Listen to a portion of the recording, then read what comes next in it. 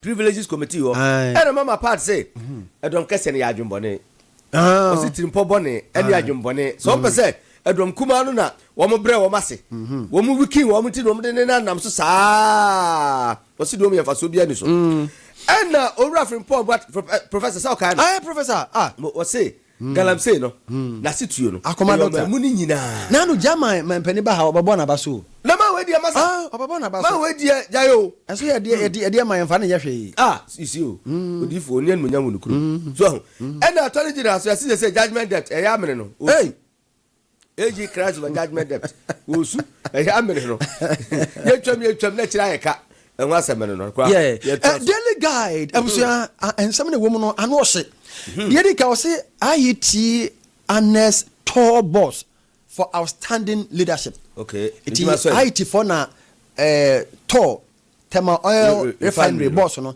Ya bona baso for juma so awo ya enwanwa. Wow. Wasi anopa ka ho news. Aye. Yes 51.27 afeli was a mass. Say nkonta no mu da fom say team. Hey. Woman da fom say team. And the AI no so mo mo. E mo mfa fo no nko. Afi brafo no ya de. Ura do tum. Say the turn Asante region. Oh, what you me catch now. Gidi. Yes, the pay din na chipa. Di ba say we see. Asa. Wo say do tum de. O kasa. Yenye udani. Kusi bwafo me yadi na chi o. Hey. Thomas kusi bwafo. Hey. You ready to mo cruise. O mo di na chi. Hwe. Hey. So mo ntie ne yie pa. Apostle for mienu. 2 police officers. Ya jail o mo 13 years. Hey. Over narcotics. One more chile no. Omo na yasa achi omo no. Aish. Ya police for one batsem. A police for one batsem. We are daily guide eno no. Yo, and the Ghanaian Times, the Ghanaian Times, the Ghanaian Times the aba na no pe satin na da hai. Ha. Krowura no. Krowura. Nana. Ya me muso. Nana nya kwada. Osubo ko ntawantawa ho nsensem no.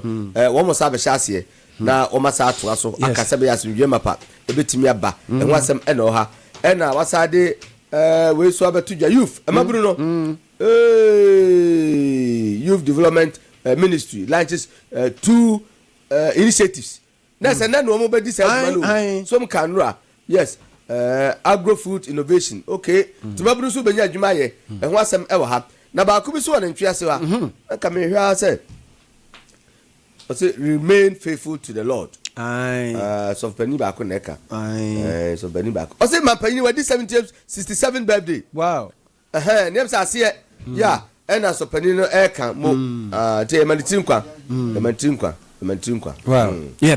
And the news center, the Odiaba news center. I was saying, oh here ni mo news center. And yema mienu na making kind. The other kind was saying, na no wasi.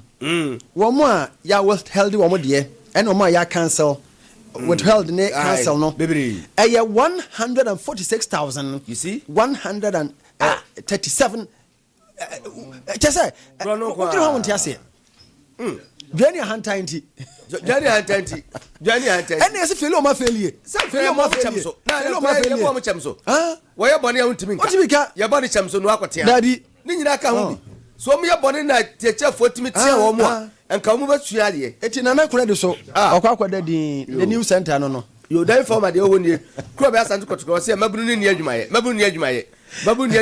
so hu ntuma na mo mabunu ni adwumaye OSP de no so ha so de wo se ne nema watima yo eno oka ho asem ha eno owura attach aso ne da hai won so tu party for wo mo person kura frank ama MPP no won so wakabi de akire wo mo ha ena wasidi eno aso eno so ho asem na esa wa so nkoda ne de ejai wo ma afeli de atwam bebre ho asem na wa ye fasi na abusafo ye gusu ka mo se ye pedan ye pe single room a ye self contained na je say toilet ne bath ne kitchen sa ho kura nka ho a ye pe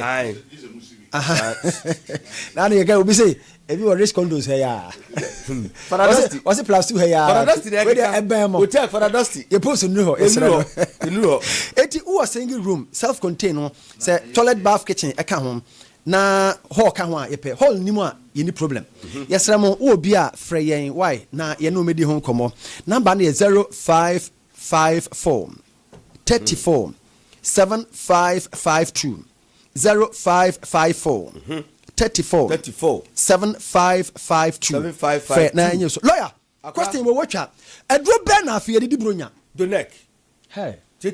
Lawyer, you fast. Yes. What you move? Number 2. A drop bay and a pussy for 2 so tall. Hey. I saw for to. One time we said come my ass from my one was no more than a neck. So for some money the Italian.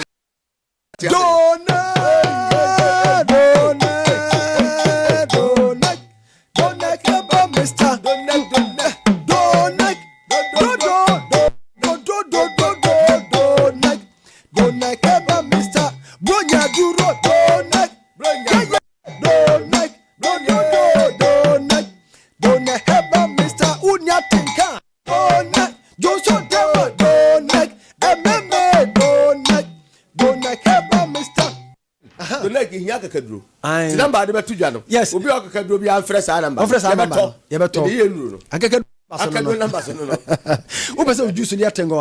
The neck. Mon friend 0246 72 76 77 0246 72 76.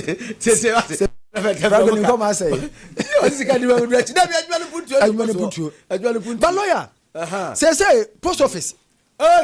Ye me hu bi dem. Say the woman challenger. Mr. Asante. Mr. Asante. Ade Mr. Asante dia bamu na. Say wo mpaboa, wo atade, wo boxer shorts, wo kobi, wo superku. Wo say me dey mane. Fa ko post office. Wo me dey kwa simple. Ghana ha wo me dey be ko. Aburuchira wo me dey be ko. 127 countries. Ghana had the same day na saka. Aburuchira 5 days. Akani na o tumi say. Eti munko. Hey, ukwa aduma we meya ma swame otafu crow from Ashtown KNUST Santa say prempe post office baby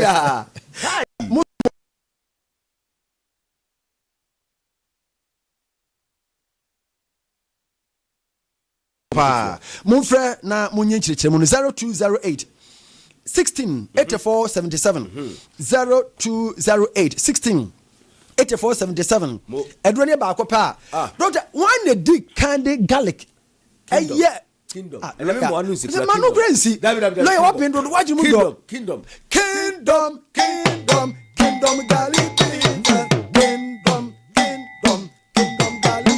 yes a kingdom garlic capsule kingdom garlic yes a kingdom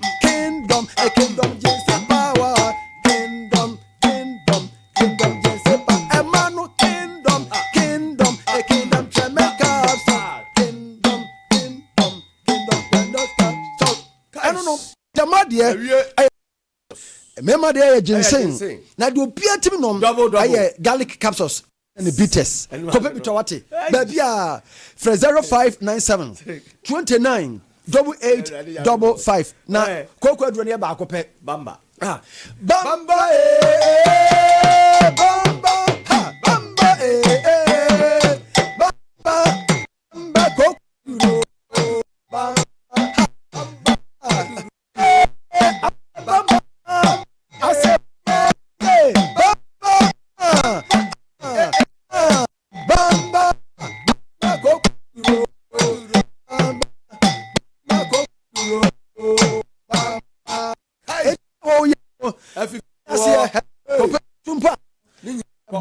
yes, vanity disease by Diaba, friends 5 9 30 8 32. They said bang saying Amansia. No ya. Nano police ni busa me say. Bang be na mo say omo interest rate no from pano. Na say Amansia. Say lawyer. Hey, a year before Amansia. Lower, Amansia. Uya Kuania, Amansia. A soft one, Amansia. I would have a coupon. I said, only a barcope. Amansia Bank, Rura Bank, Amansia Bank, Rura Bank, Amansia, Rura Bank, Amansia, Rura Bank. Or more branches, Edumiansa, Amansia. Antua Chrome, Amansia, Manson Quanta, Amansia, Mansua Dubia, Amansia, Manso Datanum, Amansia, Ba akrokra ne bekwai amansia santase ni ahojo amansia Roma Hill ni sofo lie amansia ba anya kwanta so bi ho amansia cast campus amansia telephone cell phone 0247 200013. That's all. It is 0247 2000 and the 30 and 0202 533 983. And you know the aba. What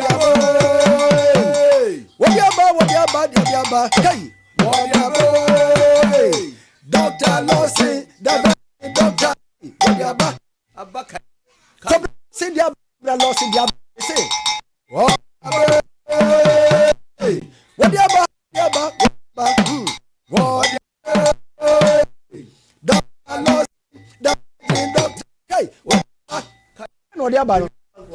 do Papa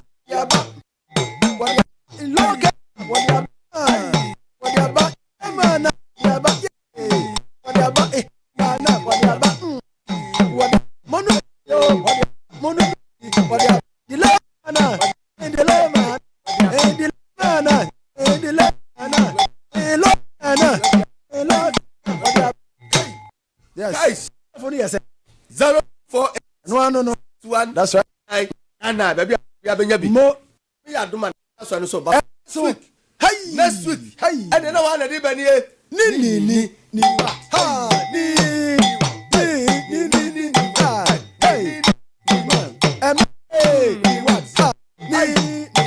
Pampa Woluma. That is what. Happy day. What? Roteto. What? Ni. Meme. What? Typhoid. What? Oh, say. What? Cancer. What? Oh, what? Kidney problem. Heart problem. What? Liver problem. What? Eye brother. What? Yeah. What? So a trend there, I'm the near him over to him. The sum anymore. Knees fit. Video at the upper. Now want to work. Tika, you know, Tunchia. You better do. I told you. Yes. 024 087 687. Divine. Hope. Watch. See what you I'm a living test. Catch out. Fagu cap. In so the daddy. No. Obiano. Lawyer me say Juma Bay. Now you're Bama. Hey, yes, sir. Message. The Ochia. Oh, sir. So we are yes. 051 5557 and 050. Good. 69037. Socks pop. Yeah, star. Okay, papa. Socks are Chinese star. Okay, papa. Socks are Chinese.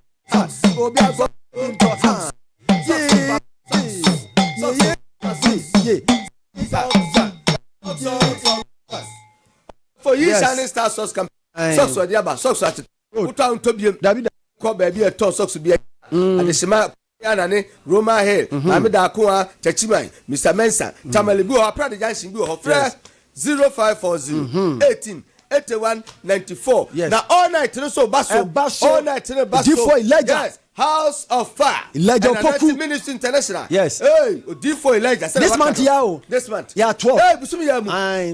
Now say I 12. 12. Yeah. 12, 25. Yes, 12, 25. So only all night there. Hey, Jayo, Jabusafo. Yes, Samu Nyame ya duma busumi da tasu dumienu. E fiada. Muntu tumrika. Enyumre no watwini ya. Anapana na ne de ba. Na nyumtufo no. Yes. Baba Christie. Nicolas Omanie Champon. Yes. Great Champon. Yeah, great Champon. Great Champon. Yeah, friend number. Fadi. Babnas Junction. That's right. 0240 96 77 57. Now, open see a bonus account passport. Yes. Simple. 0547 18 41 47. 0547 18 41 47. Good. Now, yeah, opening Dorothy. Yeah. Penny Dorothy. I can not Sinterza no penny. Yeah. Very good. And then in your Penny Doris. One I that is a president. Or no Penny CC. That's right. Vice President. The chairman of President Seria Funina. Some of you a birthday. Your birthday. Different from Frank Umbella. Your birth month in here. Yes. Yeah. Pursue do me. A different from your Nana. Bilopa so chiawo. Bilopa Bantima Bilopa. Mr. Chet Ado. Say we the one who pa Bantima Bilopa. I was so chapa. Bilopa. Bilopa there. Hey. Tell Bilopa where. Miami pa Bilopa. Wow. Bilopa there's some Miami. Send Franco Pessoa. No Bilopa de Miami pa. Franco Pessoa. Way back. Bilopa. Way back. Franco Pessoa. What's a Franco Tiasi? David no Tiasi. I wonderful. Dano. Oh the air tra bantima here Juma Pen. Yes. Bilopa, why you come on our Bantima? Yes. Hey, Mr. Richard Ado. Now better tra bantima on Bilopa. No, no. Bilopa. And I said, I know what's up. The way. No, pa. Okay. Yes, also Chiao. Major so. Bilopa. Now, on crab in a mepadiama way. On crab in a mepadiama, I may have your phone. Sir. Aye. The other man. 96.3. Number China, the amount. David, your friend, Agali, or be passing. Agali. Oh, Agali be passing. Agali, I be passing. What's what, Chandra? Hey, I know that. Agali so. I know for them, but one of the chairman. Those are. Hey, listen, nobody, oh, transport. Agali, I say, Korea Agali. None of me could be passing Agali. No, I saw Penny Edward. Wooden arms. Agali to sample, and I saw Ushia. Or no, do come on. I have felt every wonderful. Agali the agents. I didn't say, I got lost of my pan, my scrum, Matthew Yagaliso. Why we are moving about them? It was sorry, come home, 96.3. It was sorry, come home, and Massam, and a pay.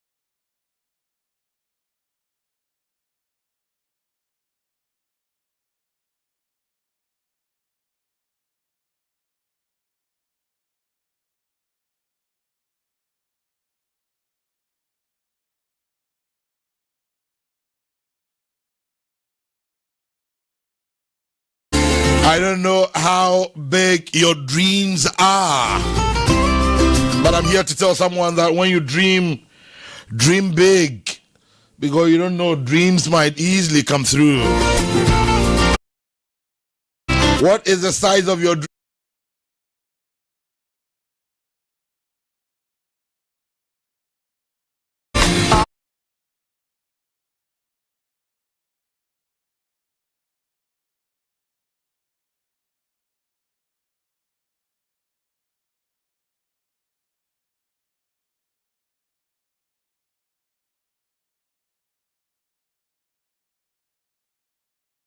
thing is that whenever you pray for strength. Whenever you go on your knees to ask for anything, do ask for strength as well.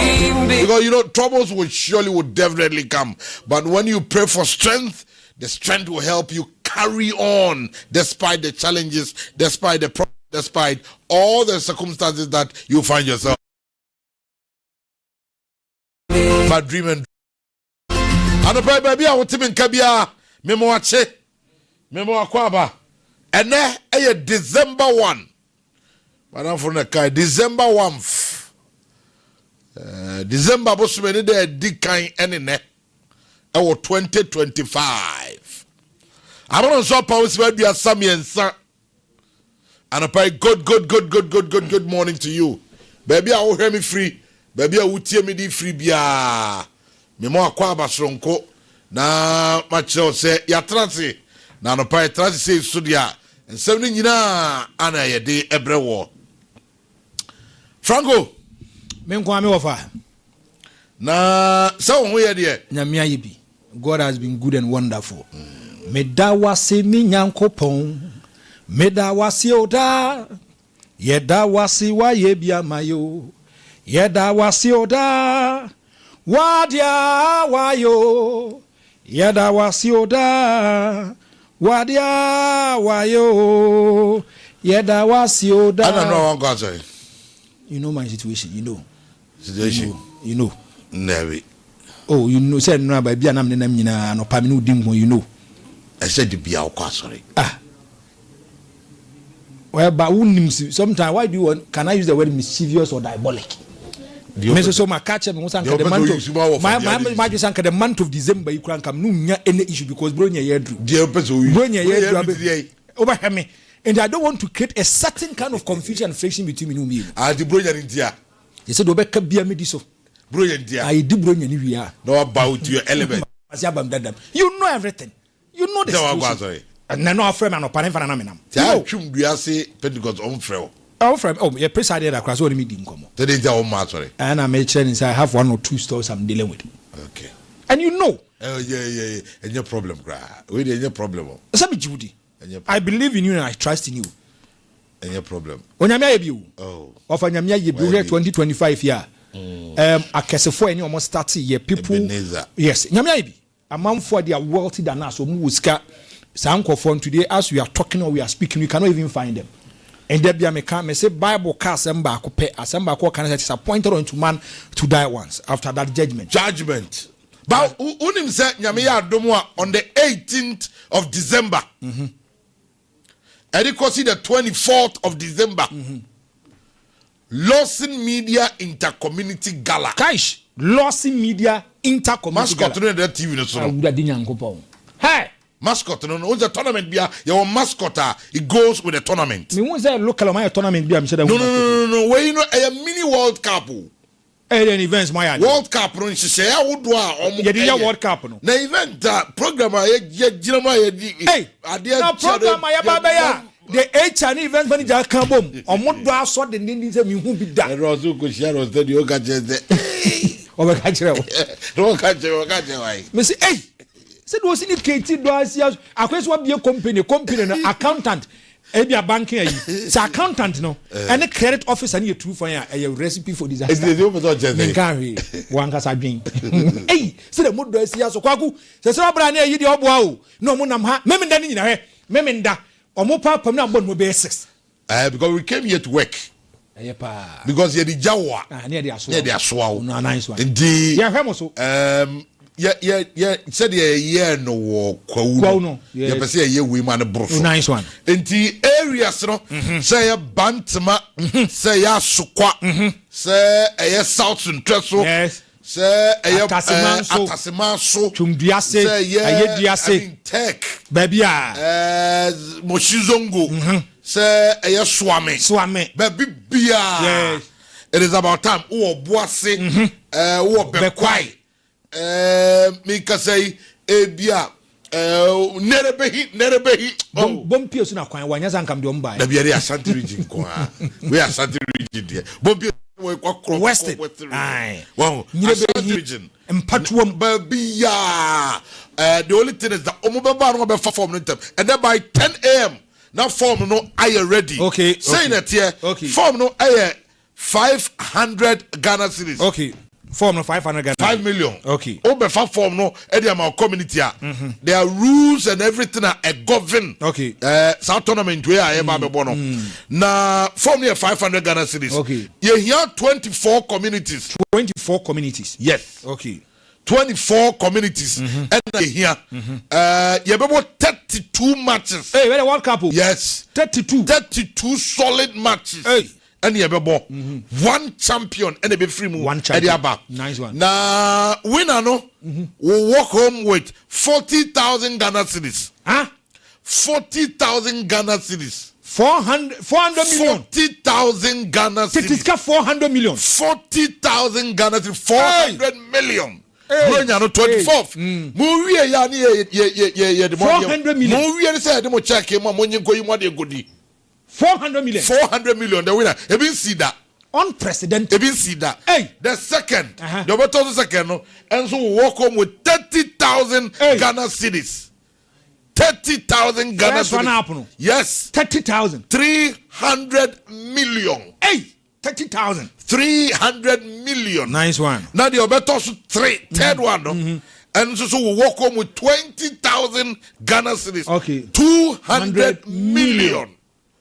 If you don't win, I know how to win. Yeah, we talk that. Where the break BBA. Yes. And at the other torso fourth, you won't go home just like that. 10,000 Ghana cedis.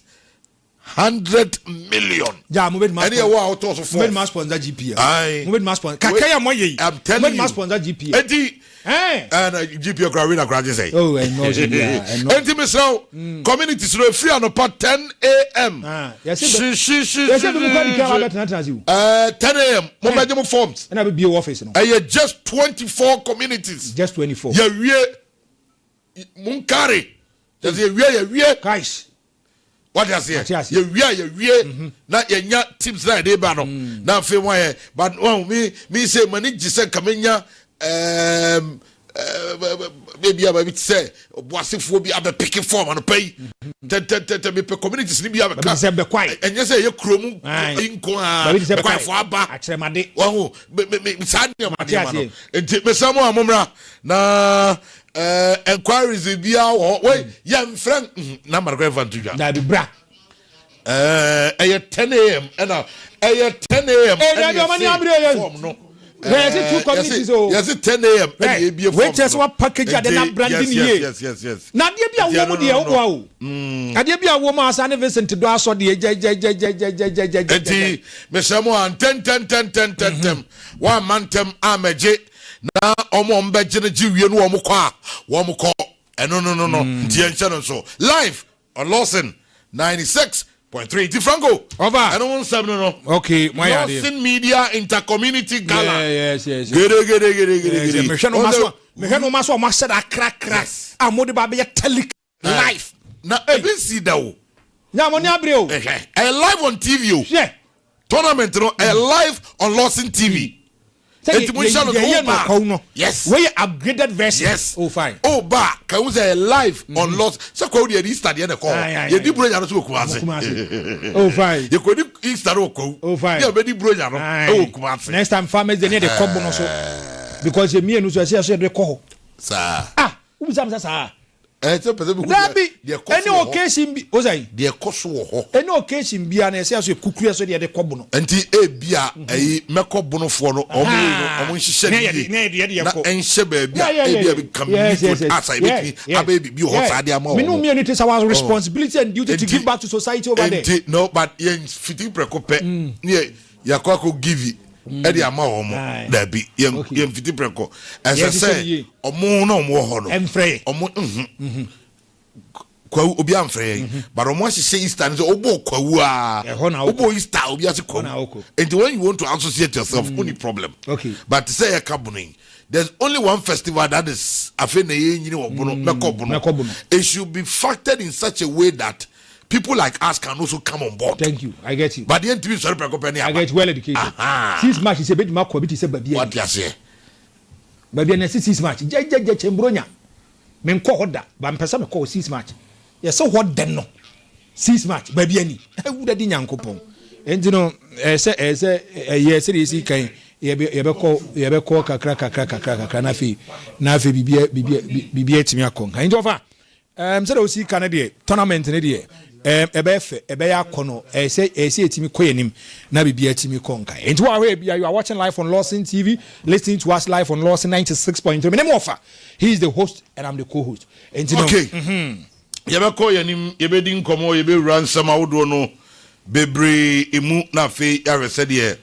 A hon 70. But Franco, over the weekend in CNBC, suspect bi oha. Ya chino ewo dumpoase. Okay. Na report say a 30-year-old man has been arrested after a stray bullet injured the chief of Adanse Dumpoase. Nana Okofo Kwabena Bunsu II during a funeral ceremony in Obuasi on Saturday, November 29, 2025. The Ashanti Regional Coordinating Council said the incident occurred when a musketeer discharged a firearm at the event, resulting in the chief being struck and rushed to the hospital. He has since been treated and discharged. According to the regional minister, Dr. Frank Amakohene, police intervened swiftly and arrested the suspect, identified as Nanaya Odankwa, who is currently assisting with investigation. The shooting happened as the Dumpoase exchanged pleasantries with Omahene of Asebu Kwamankese and other traditional leaders attending the final funeral rite of the late mother of Obuasi Municipal Chief Executive Fostilav Apia Kanin. Dr. Amakohene said the incident underscores the importance of the nationwide temporal ban on the use of firearms at funerals and traditional gatherings. Franco, over. What's the story? No? Mate, and now you were even educating me on this particular matter. What is behind this? We are investigations. You went deeper into. Yene ya ofuzubedin komo. Okay. Yene ya ofuzubedin komo no wa kire mu yi na yate ase yi. Ya o ma je. Eti me joso. Na ho ye. Nyankopon dar mo de ache. Okay. Ya o na se bi betu ache mu yi pa. E se e de na ba ya ye koso wo boase a yesi ya tutuo ma biaka Dumpoase ni. Eti me da se mami ncha LAWSON na tie foni arefonia na mo kwa ba fama oboase. Na se ne usika na enokwe na no Saturday na mention raba a wo oboase municipal. Mami Fostilav Apia Kani. Na ne mami da form. Enti na ye se na be ya ye beja abrochi kwa. Na Mami Fostilav ni nua ba ko. Oware ohene ewo efantimem. Enti ohene so ne dom edi ni rechi so mba beboa na omaye mami no ayiem. Edi oze keti ye di esi a aya na nananom so ba na yetutu a nemu metu na yetu ne to hwiem. Na obi nim de kofa we no ebae na de na amanfo no eka ne se etuo single barrel no na ne edi ahim wo pa ye nana no free fante barrel. Eti single barrel ye se o flate no materials na omde ye no ehiti ntem. Eti se wo ye in experience na ehiti na wagina ma ho so na wa ma na anjo kakra na wo to aso ato a etuo na bana na etumi pai. Eti sa na koya eti otutu na ehiti ye na adwene amaso ene etuo na bana ne pai obi aso ni se aye single bar no aya na bullet na esem no pallet ne doso. Eti pai yesa no ena epete ye na Okofo Kwabena Bunsu a o Dumpoase hene na wo hyeche. Eti edom no musa no ena epete na ekogu chenim. Eti ekogu chenim sa na esa se ejani ti no ebi epete na so kakranti ho kakra na sisi ne mum ye de no call AG hospital doctors ne chere se nye che na na se Okofo a anka eche ayi no bulletin betumi ewura ni tima bia anka asema de beba no ka yehu ano kra nti esisa no wa ni tia nananom de omoba aya na omo odom kakra afonafo na afi abrafo nti esisa no mo se ade nti na nipa mebrebe we yi ase watutu abrana prime bulletin bi afrim ene no kofo nko a tiri hu ne koguo nti mrante ne mema omuka na ho yese nipa otutu no nko mo saka kan kaka nanso na ho bambo for ya police for ho nti ba sa no omusi omo kwan na omo ede nana eko hospital eti amunum wa ena omo che abrante no ede ne ko police station eko cho na no asem tiendra ena minya na nti yese omo yi abrante nti na ye stray bullet ena kogu dompo ase ne okofo kwabna boso eti nemum wangu wono so a wen prepare mu de adana a ede ko eji na no yesanso eyi na ise nana ewo fie minia enti se mitieni a wo kan no emu yie pa dia na che se etuo no a eto ho no oman nyina wo asebu kwaman kese ya wo bae no ni entourage no mu bi ena tutuo no nyaza da peketi okay ya na na se etuo pa o ya aboba ne niam nyina wom single bar ni bia etu ankasa enye tudu we de na enye tudu na ne gum we de etu ankasa bullet papa ne tem nanu ya kra so na me was the interior minister issue warning say emyem fa tupa nkosa programs ye ne afashe ne sa ne ma no mu bi no emyem fa tupa enko ho sure hey sure that communicated come back from the interior ministry. Yeah. Say any other gathering, say you be brand shigan near the nonka. Put a stop to it, but obinim. I'm running na say communicated by na. No say ebinum so they are two form baby. And then now so my way by it is senka. Omudi mranu sumpoa. Nka di see a kra no ke simple na yabeka say enye chenumpo na say chenumpo and the sebi na nya sa dia. Anke bia memenda na yeti asembone e wadanse na enti sesi ya ye kasai ya chi abrante no o se yamano bill nyeza yamano bill ye diteni no sada na batendra na yamano bill ana dompo ase hene so de ne ho ye eche na hye no ene boa no eche ne boa dompo ase hene nyesa de a mo ba bi de kogu che no ana kogu che ni santi eche ne je bullet ni sa de ona de eyi jani che no ene fa na so ne ko sa hona esese kaka na nye deep burn sa esese kakra bi eche no mum na do some of the bullet ni keti ya na mi bi say eche ben sa ene timi stop bullet sa no keti wani cha nananu muche ya eze ha na cha round sa no mudi ase enu ebia nananu ma hinche ya ebia na ese okofo but ni trinkwa okon hu de se bullet ko hye ho de anke be den ho de anke be den ho de anke be den pa ndi nana so ya discharge nana ma ne kofie keti mpacho sabre bi o ya yi nana free hospital anana de wa be fi dada ndra ye de ne be fi kra na wo nana fi ankasa wo mani agi amogbo 20 nana de say de ne ho ato no na wa ko nana ho ye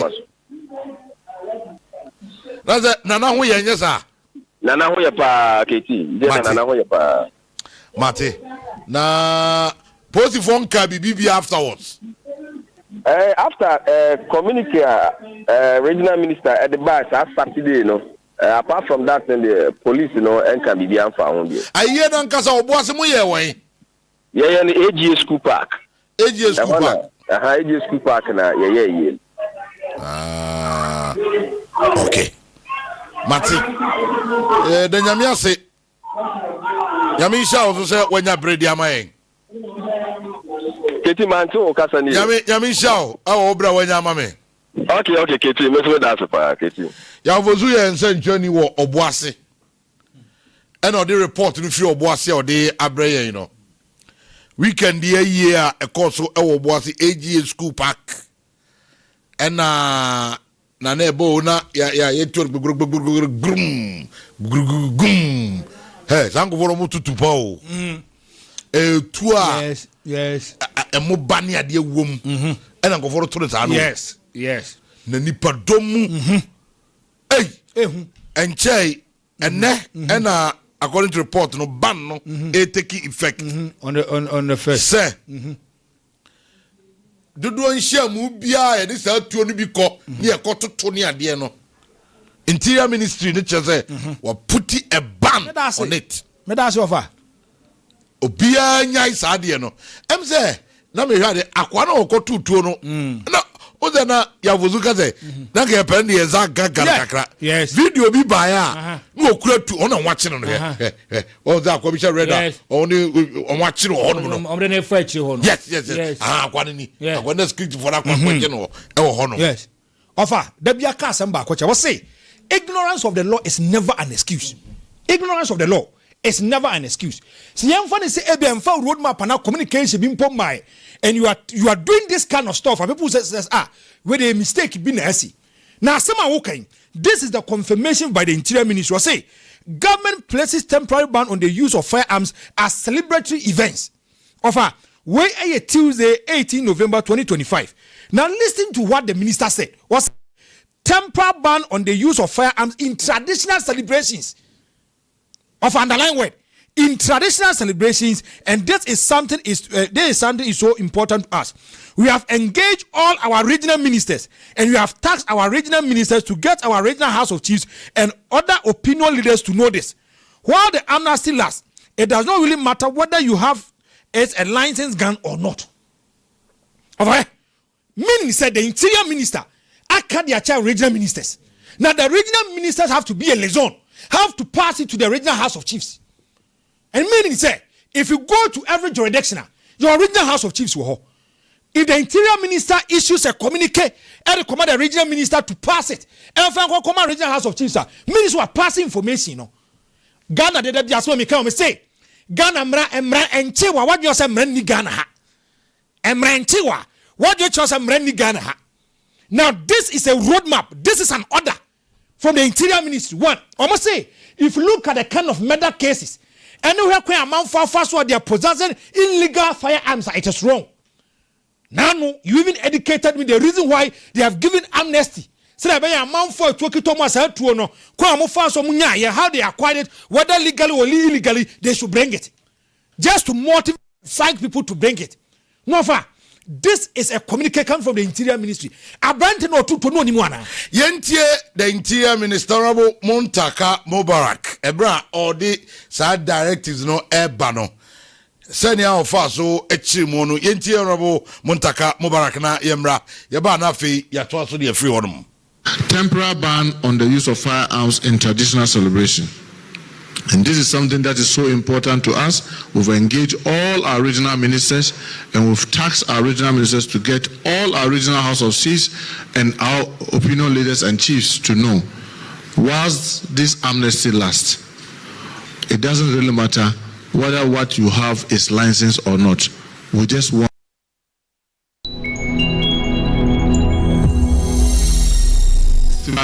all the celebration. We just don't want, and we are putting in very vigorous measures, and we don't want to have any confrontation with any traditional authority.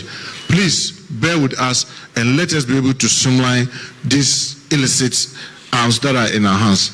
Many of us will attest to the fact, we all know that it is this gunpowder that were usually used at celebration. Today, in this at these celebrations, you see pump action, you see pistols. In some instances, we even see AK-47 and G3s being bundled at funerals, as other ceremonies. We are saying that during these 6 weeks, it doesn't really matter whether it is gunpowder, whatever it is, please bear with us and observe the ban, because we are going to enforce this vigorously, and we do not want to have any confrontation with any traditional authority. Ongoing dialogue. Dear Minister, initially, Nanka gunpowder, yes, and I need to draw to pay. Now things have changed. No master, sir. Me have visited a lot of funerals, events. I ABS ye to a juma bi ho to a kita man for no sophisticated machines. And the Interior Minister kabikita AK-47. Me kwa ye bi ye to clock kwasro wo tetwa wura wasum. E wura was no se bibia wura wadwin. Tie the minister ne kan. the minister has taxed the regional ministers of Antwerp. Nipona oba yenaseno. Nana ntimi nka nkyerɛ me sɛ ne nkɔfo ne nim sɛ ɛnyɛ sɛ ɔmo nkita to papa ɛyɛ sɛ ɔmo kɔto tuo hɔ. Because if you listen to the minister, interior minister, they have given a roadmap to this kind of thing. Regional ministers, they have tasked them to engage with their regional house of chiefs and talk to them. And to be a mean kind of so and not be on regional house of chiefs on count. How is that possible? And to the besi say ye kwa yase na manfo kita tuo ampa tuo pa na nani nyame na agye no. Nyame na agye ne nkwa because say to we bowu ni triman ken won tiase. And to abante no di tuo no. Ah okwa kototo one man kwan so mfa tuo ne nko. First question, because there have been a ban. There have been a roadmap to this. More be ankotutuo ewe yase. Almost say other events and celebrations. Other events and celebrations. And another minister eke bi kita pistol AK-47 a tour kesiye and a man for two yase. Whereby there is crowd. A man for niabreno. That is what people want to exhibit the kind of elements within them. Now for me say yet me to puna yam do pram wo bi basoro. These are the kind of things that is happening. And minister they should do thorough investigations about it. Okay. And give him to the law. Na emfa Emma law no anopei mamen kanja so bia obi ano tutumrikan temna Electroland showroom bia ya eben wo. If the promotion kese pa na Electroland for a year. Ura wono mo a omo the additional extra 10% off discount ena omo the atom product a wodo nyina eso ade bia wo beton wo Electroland so no qualify so be enter into a chede kese ultimate reward no emu na nipa odi kan tosumienu tosumiensa ana 9 amanfo di Samsung TCL Media, NASCO, Electronic House Makeover, and the Akaka Obebre. Ra Electroland. Nafa Wichemubi. Offer 0503159739. And now call www.electrolandgh.com. Ubenyamu Amabibia Akonkain. And pay Bash Digital Satellite. And now every way, you need the dealers of all kinds of decoders. Na ya the Mawati Asiese. Football lovers mo decoder no ebi wo ho decoder obetimi dey ahwe football nkoa aje Bash Digital Satellite ena obenya game centers, hotels, guest houses, restaurant mumrei na bibia enkonkan ye pa eno achi ye decoder installation, door to door delivery ye ena afei decoder recharges, affordable packages awodo bibre, home service ye wa Abreport Junction ship mu Kotoko Junction hono a ehone yewo and you offer 0556 287 Bash nie o se decoder enso enie Royal Wow promo no so ekoso gede Royal Foam Wow promo ade a ekoso gede anopai me kamfo ade amount say Royal Foam showroom bia ya eben wo bronya inti Luna sofa yate so 50%, bed bia odo sabe so no 30%, Chesterfield sofa 25%, and in L-shape 30%, mattresses bia free Royal Foam eba bontene there 20%. Then and I watching ra showroom bia be us ton Royal Foam mattresses no bi na fa ho share Royal Wow promo no bi na bibia enkonka ye emfa ema se de be ya ebe ma wonso no wani atumi agye na ebe wi achi no enema be koyie ede amawo House of Fire and Anointing Ministries International and efro ne anopei we eye inshira pefe watch night of the year. We senior prophet Elijah Opoku odi for Elijah and I don't know friend wo na one Bishop Kwasi D Hughes and ebe jiremu edi nyame asema yen na omo awi akire ama bompa ya di mpa ye na yetimi awura 2026 no emu ye wo bra ye wie 2025 no enti ene enyu mfrim na bibia be koye edi amount song ministration of Papa Christy Nicholas Omachamponi Great Ampong Friday December 12th and adwuadie no eba so mre no wotwe because he anopa no 9 all night Friday and cry bombing also found which be beer kind at the amount maybe abedin komo studios and sana medin komono. You shop, you drive. Max Buy festive giveaway. Festive season no bronya no any Max Buy say fan to and say or found the chance so by winning incredible prices. It be says slick saloon car, television, smartphones, any other home appliances. The obey in very simple. Abibia Obeto TV, air condition, refrigerator, mobile phone, area free, Max Buy, store biano.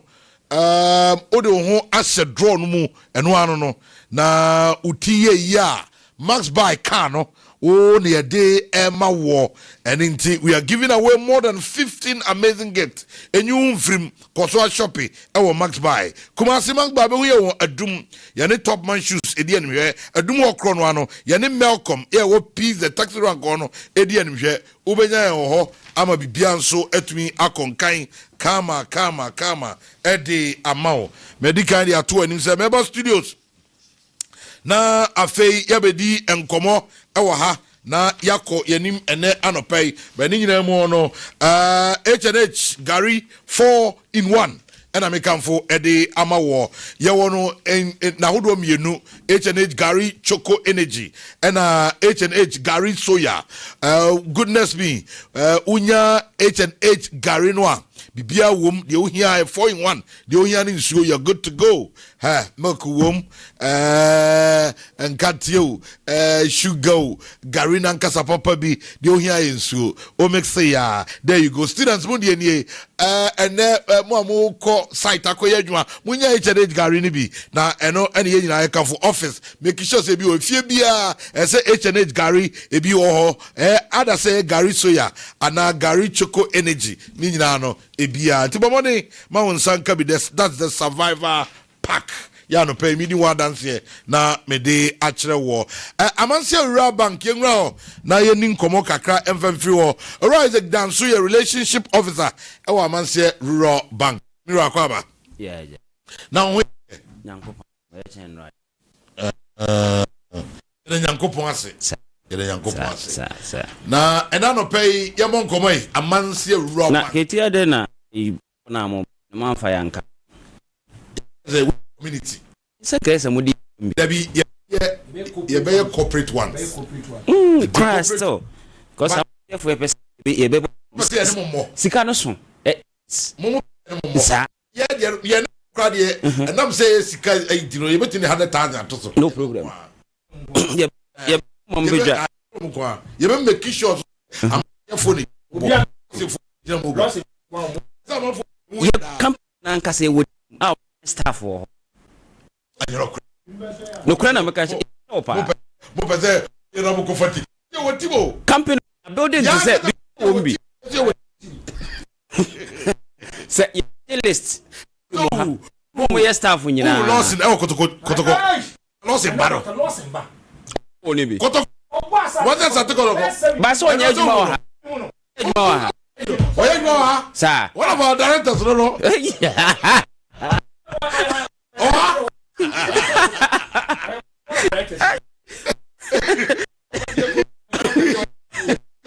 ade na chese money akrani ni bobo yeah so we can answer am no na na you got to deal what does baby Joe akwana bo a wo bono baby Joe okay and I'm say na so we dey wa kra be man I'm telling you and I'm proud of you I'm telling you and now say the zito si so ni mu execute akran kona fa adwuma no kona kwa adwuma wo hwe ogina pitch no so ava amfo bi buy me print after I will come now say na de mo say aba no now say LAWSON yes LAWSON di agro yeah kata akro asante beyond ya diafa okay enya ma chiri no comment wa sa no you know what friend and say coach friend coach ene da ho identify ogum no and identify yes on the started but senior side one yeah oh okay oh your call or yaka obi akopɛ no hwe no obi akopɛ akra no hwe no state channel So I'm telling you. Okay. Yenin komo. Yes. Yeah, chama ye for ni info no mo ye na zero bank HI and customers and same time no ye staff ye adwuma nyina ye nim so bia anopay mo amutie pay what so bia ho didi chese bia so anopay yen sre no zero bank si ye one ye adwuma bank no aye ye tena di 42 years no ka say bank na di 42 good years me no eka asaya ni annual general meeting bank ye buy no chase 3 or krum na ye office no ewo manso to ho na bank sha eye October 3rd bank no ase na me no ka say bank no pay branches ma ko ni mienu na chase ye ni mu ankasa ye ko ye ni mu say se ne ya nto ye san wo ankasa ewo ehwa mo yo bi o manso nta ye ma aduya afi ye obi manso data ba mfi so ye wanwa ta ye wa koka o yefen be ko station ni chana so fe chen hwa obi wo ho afi ye mre se masin so wo hell ye pass wa hojo owa so fola na ye nyina tu ye guso pese ye de bi kan na ye koye ni mangasa se ye de ye adwuma na by pepe be to customers ye 80 pepe customers above one ye su customers su na ye koye na ye ma is all this be ba ho de man say roman pia ready say ye beji say ato ho ma say ya wo de be kon akwan mu konkonko ji sika ni nse ye beji de ho de ama ye koye ni mu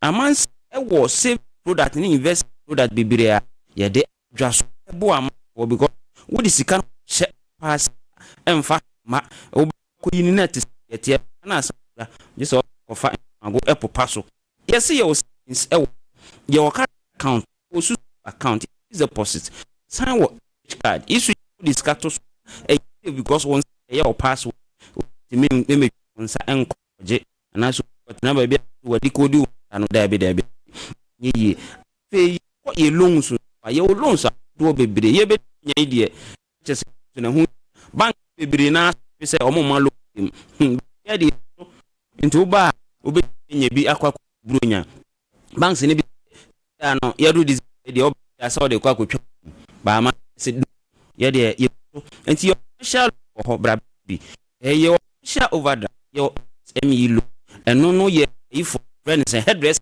no ene tailor no wo ye tailor ansa wo ye headdress de ibro mai na nse muti no ni 1 month no wasa enti ya obesisi ho no ye were no na wo bi na oto ana o ye nani no na wo hu afro de tutu ya ni nyina wo sisi ho kama je MSME bi na akoye waju ye wo susu wo ho microfinance your personal loan pension loan amanse raba yosi ye hwe since the Ghana baby ya ya na nko ade a sempo akoji sika bi na still o ma duration o a wo je ya se fabra na ye be kwa kutua ye pension ade a anse sa kan de wo bank ho ne akwa kutua ama na ya more years a mi anya sika na wo twitwa wo ho olu bese kwa kogis bank e ka che me kogenti na mafame na che asati sunti mami loan so otena ho yi papa but ja ani yeda obra amanse pios ma loan ni wan kasa no de ayi juma this month wo be ma 48 depend your head say o age you know be ma loan ma udi akowe ya ma we na wie ne me asan ma so loan no sim why 6 months 48 woko bank you back you say what you we be there be basa ba dream the miso so be asan pay and now if pay ni very advance yes so follow you know I say la Saturday me could be say yes a year anka chire is also person bia the obotomu but I say PLC yɛ funu and at the same time no sign a year na this yam fa pen e choro e pepesi bi enko temperature tibi no fa yen a ye be kwa kwa nipa no so na no wanya e woni phone no so timi dia ba be sign ye express loan no omubutu cars as express loan for into ho a nso omu timi ahwo fe o visa se na digital side ronya ab kroma chok digital side nso mo ho. Yes, I'm still urban PLC. Your digital platform hold on in be. Yes, na na she be on my be was obet me Ghana pay at the wajuma ada work bia so no ya man e wa obet me at the digital bank searching to me na bank sana sika jo awia anytime you have access to your money and conquer be say na mo ye transfer because ebi ana member iska ba betum na me na mensa sesi wana business me da kwa yes yetimi ye your money your I transfer th ho ent big bebre no man ye fana ye lines ana se lines ye dey man no 0720001 247 001 and says what branch be na say branch be na be and says any asan nkasa and say wabu be friend number bring na rep so sani no my because say niam be ko wo number is 050164414 051464114 number nya ye na ni ye adijuma ti se won ti bias numbers na tu dwa no ofa wonsa ebe ene wo adijuma menua that's it so it was and then out of some pa would it free a month ma bon ni de mon tana mon consider yo ho yebe mo kawa ko so bia beba obi asa mo fo so nko na aba ha no station na true eno am call baby nti anope na esen kam kope kekaroba but anope me friend no na onyanye makaruma dabi Tokyo no enye no kre okay adwen na wo team keti jai nye sa Franco betie Franco entesa ba mabusa no karo no oka oseda so makaruma mabusa no oh eya sembe gra Franco me de ne baba Franco so era wanyere so era wanyere me se bo wan fana mama ni nsia ti na kan ma kuma ne de no wan Franco me de ne baba and then na me ka say ye koye yi o baby nti car me ko park ni so full no pa me friend no na aso onye baba ko pa ye ma compliment wa shada chain la live ya mfa ne ma me de ne baba o branch me ne office ewo hi yo was yes ani beba ho oba also hwe in office ana hwe aika oba ba tu yin ana hwe karo krom de beba ye nyina wo office ba o hwe sisi am no ko so hwe ya wi am ne mo fa ba be ba be ye be hwe onim o pe kura metimi de numbers nyina oh mini how be minim sa say achire na meka eye ai Franco ya me aduma okay well ya kwa banse de kodi nkomo kakra ya san aba eda no pe dia dia o community gallery hey adena je se bia mu increase teams no me pie ko sisi aka 5 na so me serious o me pie ko reception ko no musu no aka only 5 teams hey any only event and arrange some World Cup de o ma be ni bi say 48 to say 52 48 yes I you be fa Christmas time and 24th you need to go but some fast cry you have to some motor there be if you want to engage us you have to buy for now you nyam prepare do hold more e be mo hu ka we dan kan no asa man lawyer asa fuduko there the bibia be kama and now World AIDS Day every year on December 1 nations around the world commemorate World AIDS Day, reflecting on the profound human, social, and economic impact of HIV and renewing commitment to confront one of the world's longest running health emergencies. As the world enters 2026, the message is clear. While extraordinary progress has been made, HIV remains an unfinished agenda. Millions continue to live with the virus. New infection occurs daily, and inequalities still hinder access to prevention, testing, and treatment services. The World Health Organization reports that HIV has already claimed 44.1 million lives since the beginning of the epidemic, and transmission continues in every region. The epidemic continued despite progress. As of the end of 2024, the World Health Organization estimated that 40.8 million people are living with HIV worldwide. In 2025, Ghana is projected to have around 366,650 people living with HIV, an increase from the 2019 estimate of 342,307. New infections are still occurring, with an estimated 50 new infections per day, the majority of which are in the 15 to 49 age group. And that we are seeing now 2 days a World AIDS Day. Yes, celebrated the day, no. Now I'm yet to me I reflect. Now yako back near you know ya drink honey unse.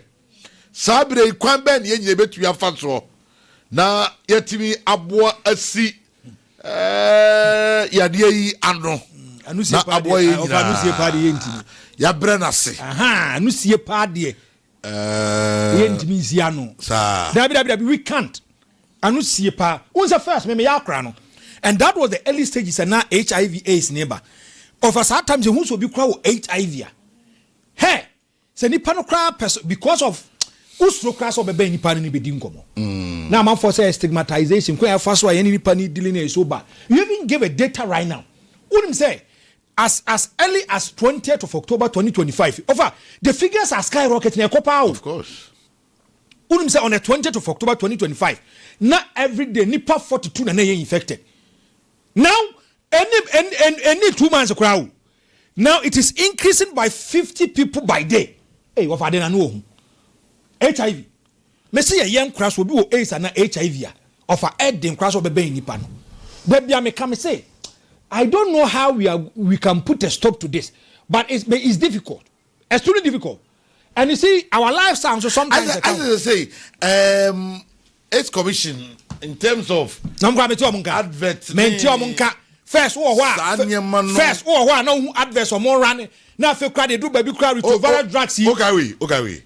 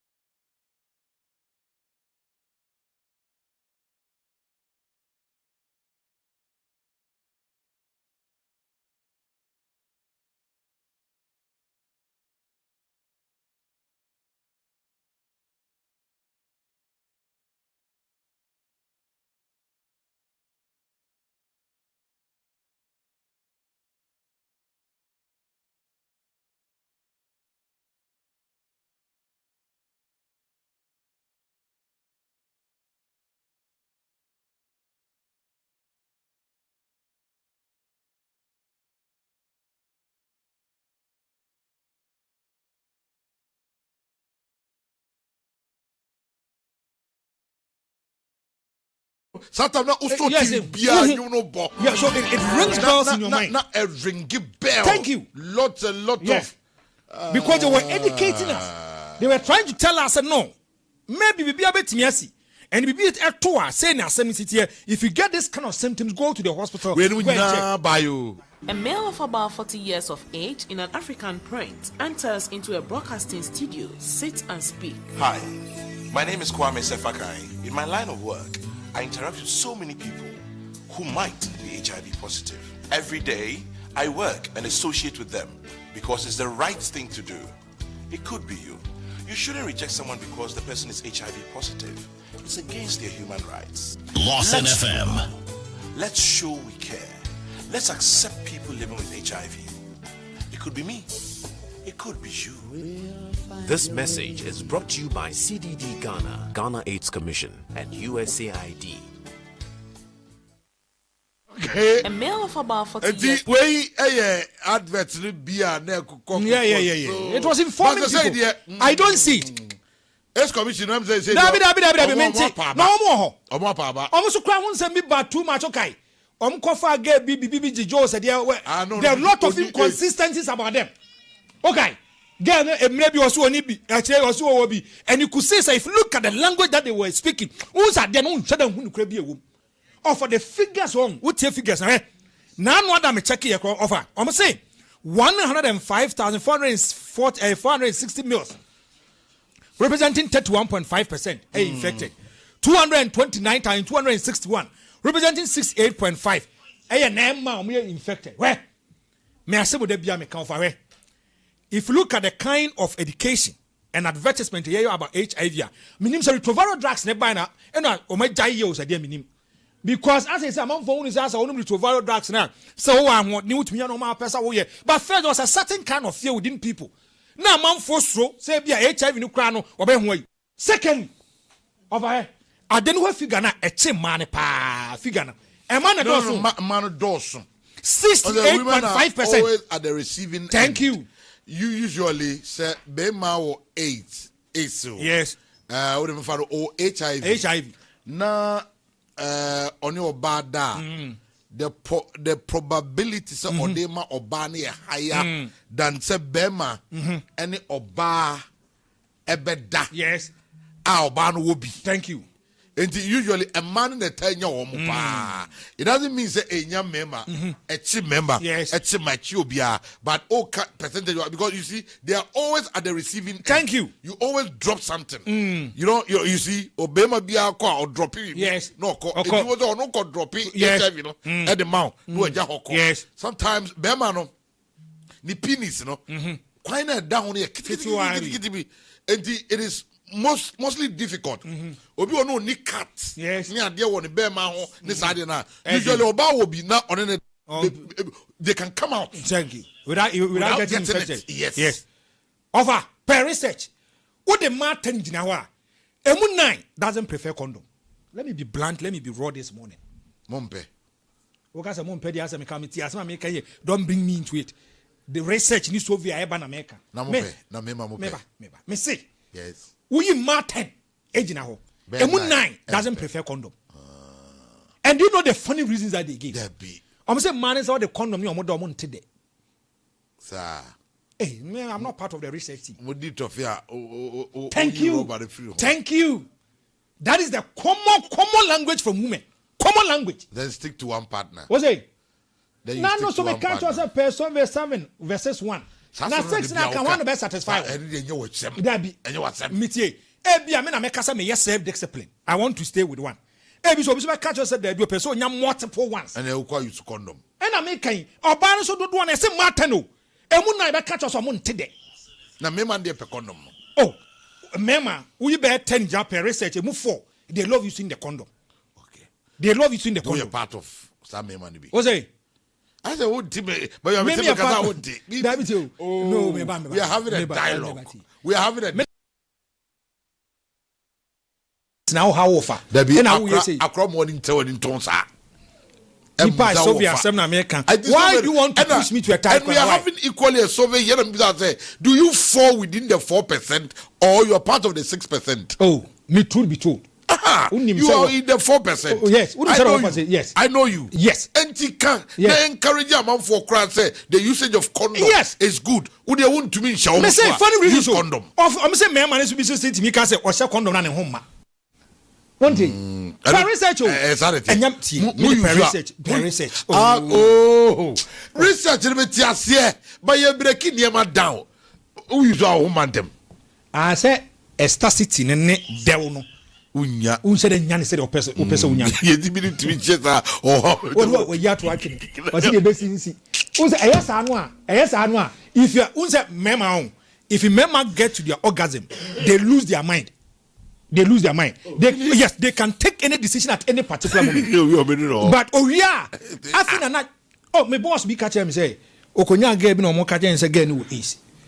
But I say o say condom no obo match na nte no you condom no no see the best since and just a short while no small excitement again ko wie no no say na so krade ankwasa asem na madini say enti ehon no wo dwenwen if men get to the orgasm majority of them you don't get them Mate, but as my any adusa any nkomo kakra e wo ha ena no pay na yenko yenim na ewia e baba na fe ya ba beto so ma me adusa e wo yenche ha ma me adusa Kwame mejo so Kwame na oho ye odom ne ahumobro urade de yenko ache na wotwe bia esehia oho so ye fe o fa de why fe pa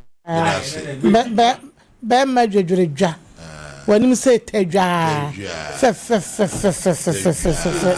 urade atoro bo ase na se won fe wo so won fe be wanim tere me nyini no tere na metiso pa tiro mo sreme wo ya no mo so ingrid no won say ebe nyina madwedwa tigre ingrid ze utiso tikelen nim se ja be bodia fe bedwedwa enchencheni nyina be nane aye kama no mun nim se ja be me nana bi wo ho a wo mo de na to na quality so mo huru se ye fe tikuni tikuni ana se bonya wo te na se tikuni ya mu se je wo tikuni o freze tikuni ya frego wo ye I don't know what Tikuni say. No what Tikuni. And I will say, Mudabonya would say, Lazati ya move free. Oh, a bit of the oh, yes, me and a bit of whom you got a sign it out to so. Yes. Me, Yami was see me, maybe Bias. The Pacha, you're the best. Me Pacha, you're the best. Kwame, what I mean is one of them to the enemy face. Maniso, Manoso, Mensato, maybe Bia. Monsieur, we can bring back his opportunity.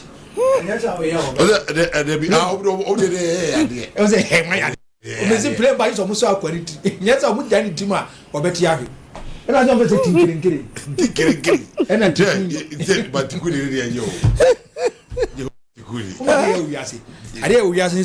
Uhuru bi nipa na emfa no no ansan abo amwo uhuru no memo so sa na metie sa na wotie meme de o tawa no mo sa me twetwe okra wa otimi boa ma me twetwe okra tawa mo tirbi nyina na me o kati kre tigre so we dey ya the best from to when the best sa it was over from 1 2 3 ya itu me jai but tigre o fa bo abu no mpesa no no mpesa ye di komo kakra ya kusi William Kusi. Oh, and I don't pay guest there. William Kusi. I'm for lawyer now or he caught no general at the Emma Akosia say, well, Lumba case. And then lawyer. Yes. Wow. Wouldn't say lawyer, I am a member of the MPP. I know for a fact. Wouldn't say or belonging to the Ken camp. Yeah. Ken Japan. And then lawyer, I be was after the primary school and was part of the reconciliation. Of course. Reconciliation. But answer no. Mami kofa adusana me mo dupa ni. Mami adusana no. Madam Senye, Franco Pedusano. Dem di besi we so anu ni nyina manasa. Na usikiti de sai. Abuao papa kama ajojo oh nyame hia wate amasade bia besi ho mahu se opedi ene mefidu anapɛ wodom ne asondwie ya efiri eje nyankopɔn ba nyankopɔn sesonkonko nyankopɔn a wode ne bambo atumi ne umienu so amena hu mobrado so ama ye ma na watwe nso wasade yenko akyɛ ye ne na se na yada na se awie ne hwese de yapom ne hutie medafo na watwe yakwabo na ho te sei woti ase na hu ya yesense de wawu ya hwe kora ba yesu nti woti ase nti eye anapema me modu papa nom adusa heba mehwenie ana adusa heba kapsesenie hwe adusa heba mehwenie ana adusa heba kapsesenie me ni ba me adusa mesewo me pa obi akoko tete no ananu ya wadam ne wuhia na me ka kire wo se ene koko na aba no ente se kane koko no a esi waje se wo hunu se koko na fifriw ansa na wo hunu se me wo koko ene koko na nye na dwuma sa ye wo koko bi wo ye intena ebi ye external no ye de wo hunu wo nipadue mu a afifri wo to watch us say afifi hunu mu due mu ye wo intena no de e wo inside part of your body e wo nipadue no ma onfo woni hunu eno kro na ehunu na beden wo hunu se koko e wo nipadue mu koko woni padua ma nema bebre wo da ne wodi ade ne fifiri wo na so sa ne ma ne timi da ne wodi e ma hu ne se koko no e wo woni padua mu ebi ne de he ebi ne se wo bia wo severe headache wo severe headache ti paya no den pa no na papu ta cho na kata ta cho na wuri mu ta so nso no ye hu ne se ye koko e na abadi padua no koko na aba utirimu enti ne fe sa na ye de ha wa adwene koko che wo ni padua mu a ekoyi yade bibro a boko doctor no obaka che so nya adanse sabi enka aba wonum ye woni pani bo a okasa gu so a koko woni timi ntino enka ebefi nanum aba no aya na no ode sabi obi mfa ncheme enye fe odie na yare enti ahobrase mo se meka obu wo a pampan ye fi nanum a eba no wakasa gu so a untumi nyina na okra eno unya adusan eba me chande kapsa sana num ne continuously for 1 month shesa wo start sa wonum adusan na fa ensuo no kakapsa no ensuo ni nie kapsa so nie fani mienu nyina ka ho nanum bom wo yi kapsa so no tu a ho na ensuo no wo hwie measure tablespoon kokko ate na didi kokko no akasiere mo de no tablespoon no wo hwie 6 ebi ni wo a wonya abele cup na ice cream cup na wo hwie 1 faka ho nanum bom wonum bom a enka enti obetimi anoma ko wadwuma aba ya wo mre nwo kra sa na dusa na adwuma enti obi wo a sebe ni ti no da bia na kata ache no koko na etete wo kwa minimu ko na wotiti na sum na woposa na ni aya na mtra meka say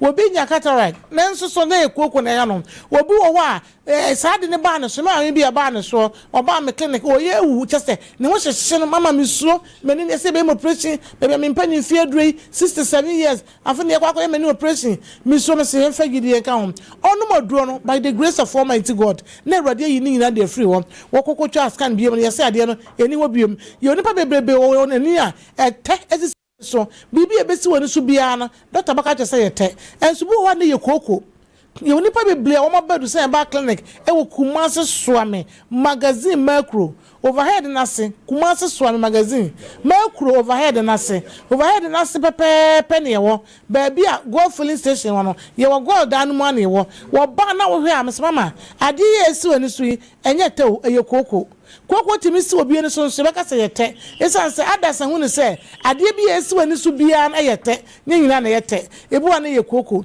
wo sha asese ode du sane ye waduru a ebeboa wo bi abonadwe mu po se ne wiase onyadudu a obenom kane wate se ne yenum dudo nanso enenu ni nyina ba na si koko adu ni ade wonom a na sabi wugya wanan wo benum ni mpredu ni nyina no wo beko toilet wo so why dehydrated wo so nyina we e ba cha wadu sante sa yese no ko wadwuma wonom a enka tieni ye wonom a enka enti obetimi anoma ko wadwuma ba bia wo benum ko wadwuma ba bia wonya hawo wonya sunsanso bia sa na do say ba mistra ene ne kapsasa no na dwuma enti ya no mboma me obu wa no wakwa ne minim no titi na som no madu say ba mistra ne kapsasa obu wa ne koko won yem wo eba sa na oyem bobom kukuru ne yem bom ne making noise kukuru woni pasa no wo say enche na wonya bleeding oh esa uja na na wo bleed moja timi hwie wo ko baabi so wie na wo hwe WC ni ma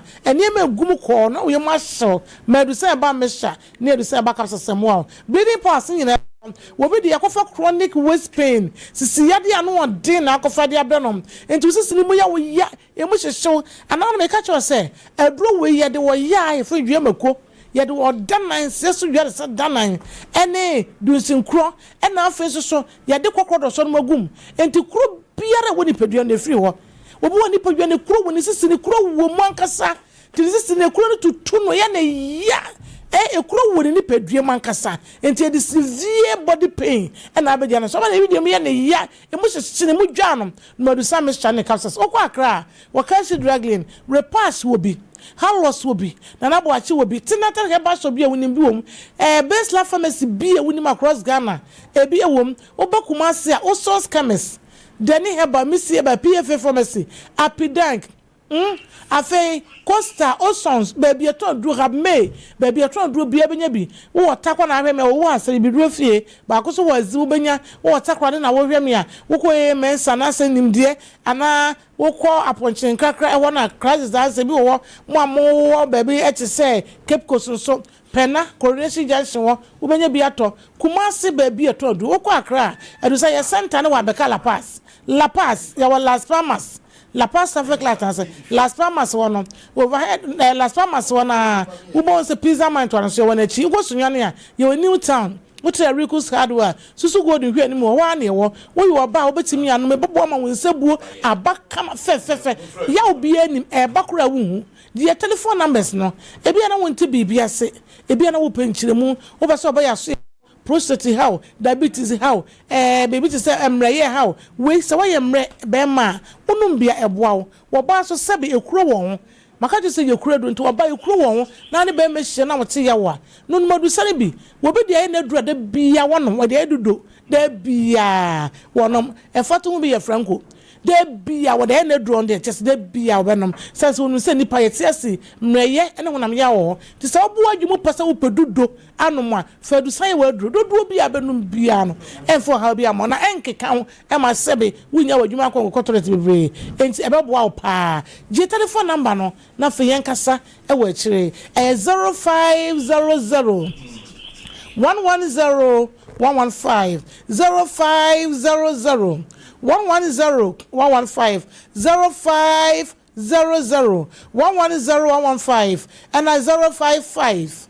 7009824 055 7009824 the church one 055 7009825 055 7009825 way a 24 and away a 25 055 7009824 and 055 7009825 the church one a Vodafone and 0500 110 115 ofra onya ye Kumasi ye was Swami magazine Mercury overhead na se go filling station dan me wo ye detoxification ye bibia ba erade be fire so na waje kwam na eba na sa ohyia ya wakase odi ayi madansie ni but I say ene anopa nyame nhira o mame adusa e won sempa odi amayen ekodi nkomo edefa adusa eba mixture ne capsules so bomode ma won sa enkabi na bibia nso enkonkan emfa ema oye pa yento aso na yenko yanim ene anapai ewo ha ene say yeah okay yenko yanim WS betting as me fan to anim ene anapai ene say yeah WS betting say we can di say amount for asiedi bet no enya sam keto na ni nyina so ya na gina WS betting enti bamodi announce for ni che ona bra na bedi de o better experience no you taking it to the next level o deposit o first year o grab a bonus of 600% and over 6 times to sikano yama o boost up to 150% bigger wins for the same bet and you to enjoy early cash out na bibia tv akonkan o better try luck our aviator fast and fun exciting me so bet ya say WS betting and I will bet to www.wsbetting.com.gh. Udem bibia beko ye at the amount now so when he at me ajiye pa. Easy buy phones no any. This is easy. We trusted brand for smartphone. So open brand new smartphone. The wait is over. With a minimum down payment of just 300 Ghana cedis. Open your smartphone instantly. Now repayment though are flexible. Over to choose weekly or monthly installment. Whatever a working man want. Now only an account. Easy buy. It's simple. Buy now, pay later. Where the 18 copy best 70. And if our Ghana card, voter ID, or driver's license, bra. Now walk into any of our shop. Now Oba, the Biaba Konkai. I'm visited Max Buy, Franco Trading, Sea Wide, and Afe Buzia Ventures. Now Bibiaba fine at the amount. For 0596 920 578. Now dito bia obia ya de bemau. Kaun say 300 Ghana cedis. You're good to go. Buy now, pay later. CFO Mobility Ghana NA. CFAO Mobility Ghana SA. Memfan tu enim say Bomodiana bra. Na almost supported the industrial spirit of the Ashanti region with a full range of robust mobility solutions. I are designing to meet the daily demands of local businesses and individuals. And this is about CFAO Mobility Ghana. Your Sharkman. Any Fuso tracks. I don't know. I read any other haulage near who do you know? And one year, the Bema war. Long buses, a comfortable passenger bus, a Beko Bebia, Lovo Baco, any excavators, more into agricultural sector, any construction. Mudi, I don't know. Warehouse, make us say, when you bring open Toyota forklifter, and your CFO, and SOCO, Sanso, and a car type, Bia open, CFO. You will need a BL afetime Mercedes Benz Range Bia. You will be rugged Mitsubishi pickups and SUVs and a fuel efficient Suzuki vehicles. Ninja no yabema ninja bi na bibia konkan. More than a dealership, CFAO is your partner for business, lifestyle and reliability in the Ashanti region. Tibobody. Na eno mo enkasa yewo Adum Hapa Road yani came in the DM here 03220222001 and I pay 05013537717 bibi abeko guy amoni etimi aje True Vine Hotel and every way open perfect place to enjoy Sadia Tiano, favorite local dishes in a truly relaxing atmosphere. And pay Brad True Vine Gardens. Our True Vine Hotel. Our Ahonjoya Ben Royal TV. Every Saturday and Sunday. Local food beer open. True Vine ye woni nyina bi. Fufu any nkwan bia open bia fufu. Benku any okro and answer other delicious soup.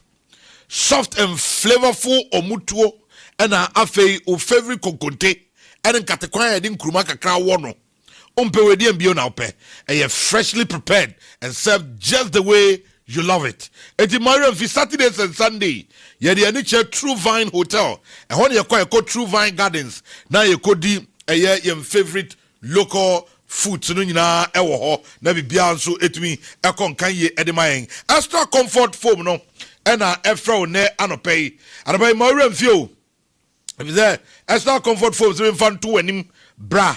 Now, how many manufacturers of all mattresses? Extra mattress, single bed for hospital, medium bed for hostels, double bed mattresses, queen size, king size. Nina, a extra comfort foam.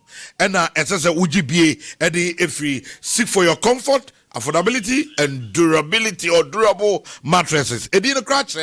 Comfort, it gives you extra comfort. Umpewedi mbio. Achuma for enjoy ben. Achuma for answer. Friend 0244 85 3036 0242 810 705. Bibi abe konkai ama wonsoro wani etumi aje hu ye papa. And I don't pay Prophet John Anochi Ministries and Efre Woyi.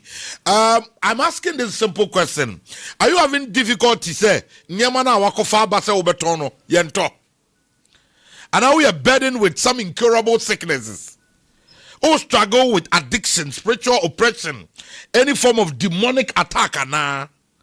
And here join the Prophet John Anochi for a life transforming encounter at our Prempe Assembly Hall. And it's free Thursday, 11th to Saturday, 13th of December 2025. Prophet John Anochi, a vessel of God. Nyaminsa Ewonosopa. He carries a remarkable healing mantle. Yadia bia under his anointing. Ohobeto. Or revealing mysteries. Any nyama udo bebraman for emu. A Marian fee. So do Hubesha Side Madu movie. It is not just a program, it's an appointment with destiny. Basso 11th to 13th of December. Our Prempe Assembly Hall. And Timumi young film Ubia Emra. Na Yemra na Bibianko ye Emfa Embaye. Well, Buzia Ventures. And another pay offer woyi. Mamim fan to and him say Buzia Ventures say Bomodia na bra. Bajo Samsung A07 and A17.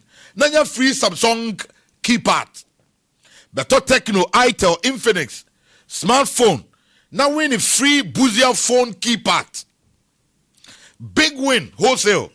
And the free 8th of December to 26th of December to 100 pieces of Techno or Infinix, Itel, any Samsung smartphones. Now we need free 32-inch television. Our Buzia Ventures. Bronya Chadia promo no say that here. Auto smartphone, any free Buzia Ventures. Shop bia. Oh, we need t-shirt. Auto a phone, any free Buzia. Retail shopper. Unya gift, any free Christmas Black Friday promo no. Emu. Eti nyum film. Ko Buzia Ventures. Na bibia enkoye. Enfamao. Medical dia to him say edano pay because lawyer William Kusi, Director of Communications Edema Kennedy Japan campaign our Ashanti region. And pay I am a guest ha. And sana no. Me basisi me dama ho kakra bia basisi na fe ya beto en komo so.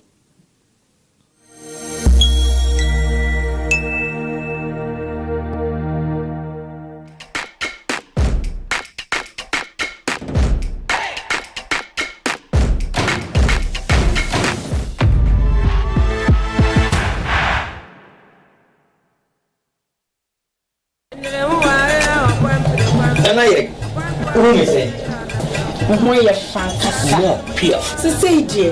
are in charge and Cassandra. Lawson the layman capsules. A mouse is in Koto Jemaya Jane. No, so Lawson Locke, Mister, unless you see what if you want to, you're free to come to I say for semi boom round one. Lawson Locke, Mister. Lawson the layman capsule. More your more and allow. Lawson Locke, Mister. Lawson the layman capsules. Do you know what you feel? Delay man capsules. A member do if you do what they crown and a low care mixture so for a ma woman for anyone I want if you do what train song can FDA aje a dreading in Kratoyi Atumu. Welcome to Max by Babe, sending messages. Hey Jerry, this is your phone. Who you for cramp pill? What is this? Babe, relax. Today is the day I turn water into wine. We're in the promised land. Max Bar is here to save us, okay? Don't worry, I'm coming. Make sure you don't embarrass me like you did the other time at the chopper. Oh, Mama, I am pulling. It's a boy. Welcome to Max Buy. You're welcome to Max Buy, Ghana's #1 electronic retail store with brands like Techno, Itel, Infinix, iPhone, Oraimo, Edifier, and Synix. We have over 40 shops nationwide, a convenient payment plan, online shopping, and home delivery. How may I help you? You know, my queen deserves the best. Show me your top gadget here. That was the same thing you said at the shoe shop the other time. I had Chaliwate Jerry. Madam, don't worry. At Max Buy, we have everything for everyone and every budget. Babe, imagine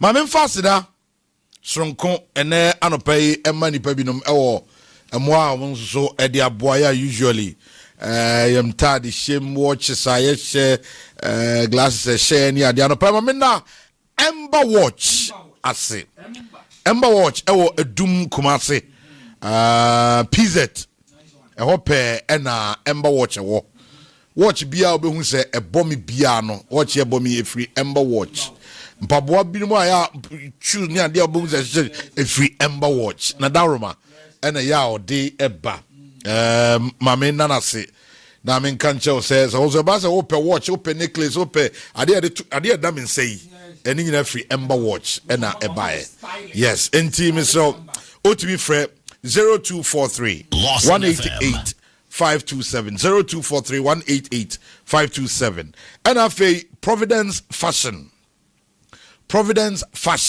also tafo adumpum Noble Prince School old afisem kwano so pe na Providence Fashion ewo ntade a wodo bebre Providence Fashion pamatade de to ho a obeka se the free store near the Abba. Mr. Obomodia call old afisem kwano so na Providence Fashion 0558 227 139 0558 227 139 Obenyano ama bibia tumi akonkan ye kama pa ede amount. All right. Sana midi kaka Lawyer William Kusi ewo ha. Lawyer mo akwaba. Ejuso minia. Na apomu ye. Yesu hwe me dodo.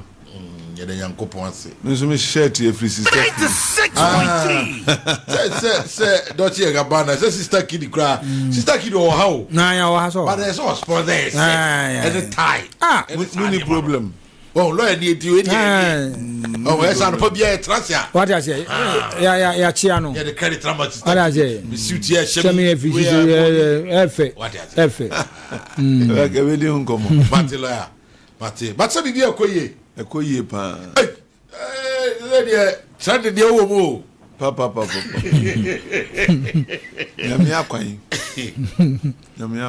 Omo support omo di watem. How do you feel? I'm so proud to say it me di matem sana still me move on. Because you see my conviction is not that of man. In fact me kanya adwene. Enti nipa antiasia enye nene start. I don't know mo maruka say. Akosia say what's nyame adwene. Say some of these things come by revelation.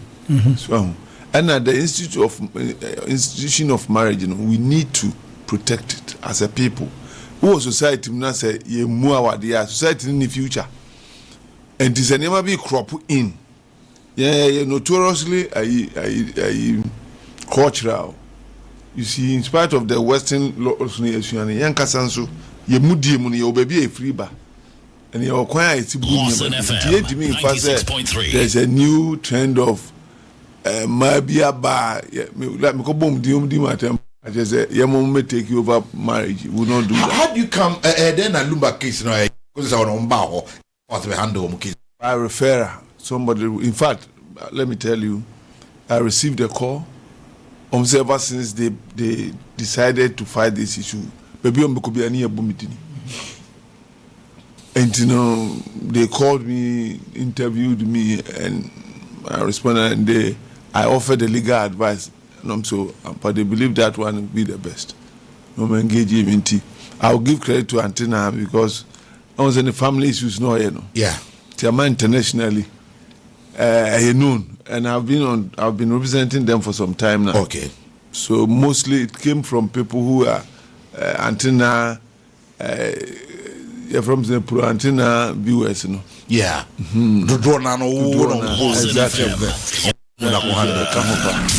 But they asked from several places. And that's also confirms that whether indeed you can handle the case. Exactly. No bands my handle but it's one handle couldn't you? Who that?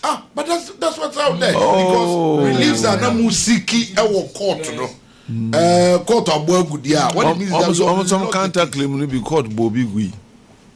You see, as we speak, the court says that or your wife, Nemum, or you're the only surviving wife. Yeah, that's what the concept. Exactly. But you are challenging that she was not a wife. She cannot be a wife. So not even after the judgment. so what it means is that you don't believe in the judgment. No, that's very wrong. Disagree with the judgment. I am very wrong. So you are going higher. Of course. More appeal. By all means. So the first one did the Anko Yama. Now court now pronounce say or your wife. And basically, what the court did was say or reject Lawson FM certificate. No. So they said it was not original. And no crowd I grow no di. Now the kind say a man ye tender international document ye ni so. A honor wait kakrawo. What does and I say original, say your original there. It is obvious. Say no di agro. What does it?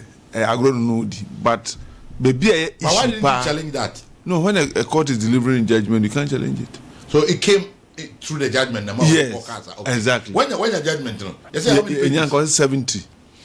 What happened was that tender in. I'm orgy to move. Now, analysis is not so for waiting to sue because under section 16111, for failure and certify document, and that is where to me legally we have to argue. But the rest in the would do rather say document the copies a tender and our requesting for original. We brought the original and more. You see, we brought the original of the certificate wasn't as though it was only Germany. Yeah, translated. Ama ya notarize. One. What's the meaning of notarizing? Yama notary public or what Germany. A shared document because ampa a original translation of the marriage certificate from Germany to English. Any bar Institute of Languages. And there's a translation. In the translation it is written marriage certificate. I mean, the expert says it's a marriage certificate. The judge says it's not. It's an extract. And in some of the mistakes the judge did, how can the Institute of Language say it's a marriage certificate? Now we judge what the court say an extract. All those are in evidence, and the appellate court will look at them. And it to me, or big time, but it's her opinion. And as we speak, that is her decision now. But because the nature of the law is said that there cannot be a second wife when there's an ordinance or civil marriage. Even though the judge has made the pronouncement, she can never be a wife. You get maybe a wife for purposes of celebrating the funeral, but she can never be a wife. So the funeral is coming on 14th March. Are you putting an embargo on it? 14th March. I don't see 13th December. 14th March. 14th. They know we. Oh, me the batch of my be boss na. 14th March. Me 13th December ani mo for nyina hu. Yes, of course. 13th December. Anom dey can see here. 14th for no so see. So are we going to have a double funeral? Yes. How? How is that possible? Because the family has not decided on the 13th of March. That's how much paying no. So on abusia. Expect no back to be chile. Mo say ye e ma wo fie na enya abusia panyini. We called the expert witness. He came to court. The judge was silent on that. Because in fact, as a matter of fact, the matter before the court was not about a year. It was about marriage. So elsewhere the pronouncement will be made. What does say? And yet, what you're saying is that December a year must. What in Junction better so? Maybe Uncle Fubi train cry. What in Junction better so? Men can't, sir, but I was your first one, you're 14. No, you are a legal expert. You be at Timran. Are you going to put injunction on it? No, what if I made a mayor, I could say I'm representing it was not an issue at court, whether say Basso December or in March, but the matter of wife, no, and I know court could discuss here. Oh dear, me and Gaza personally, I will look for, but I won't pay with your penny mommy at the appropriate time. Won't pay with your penny, I'm first started the evidence about Rivier. Mr. Charles Quadro for Sudad Lumba, 1964 to 2025, area Tuesday, 10th of March 2025 at Accra. Okay.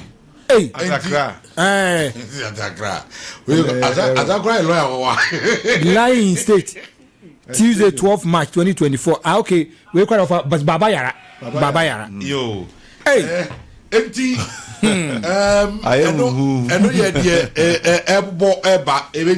LAWSON FM.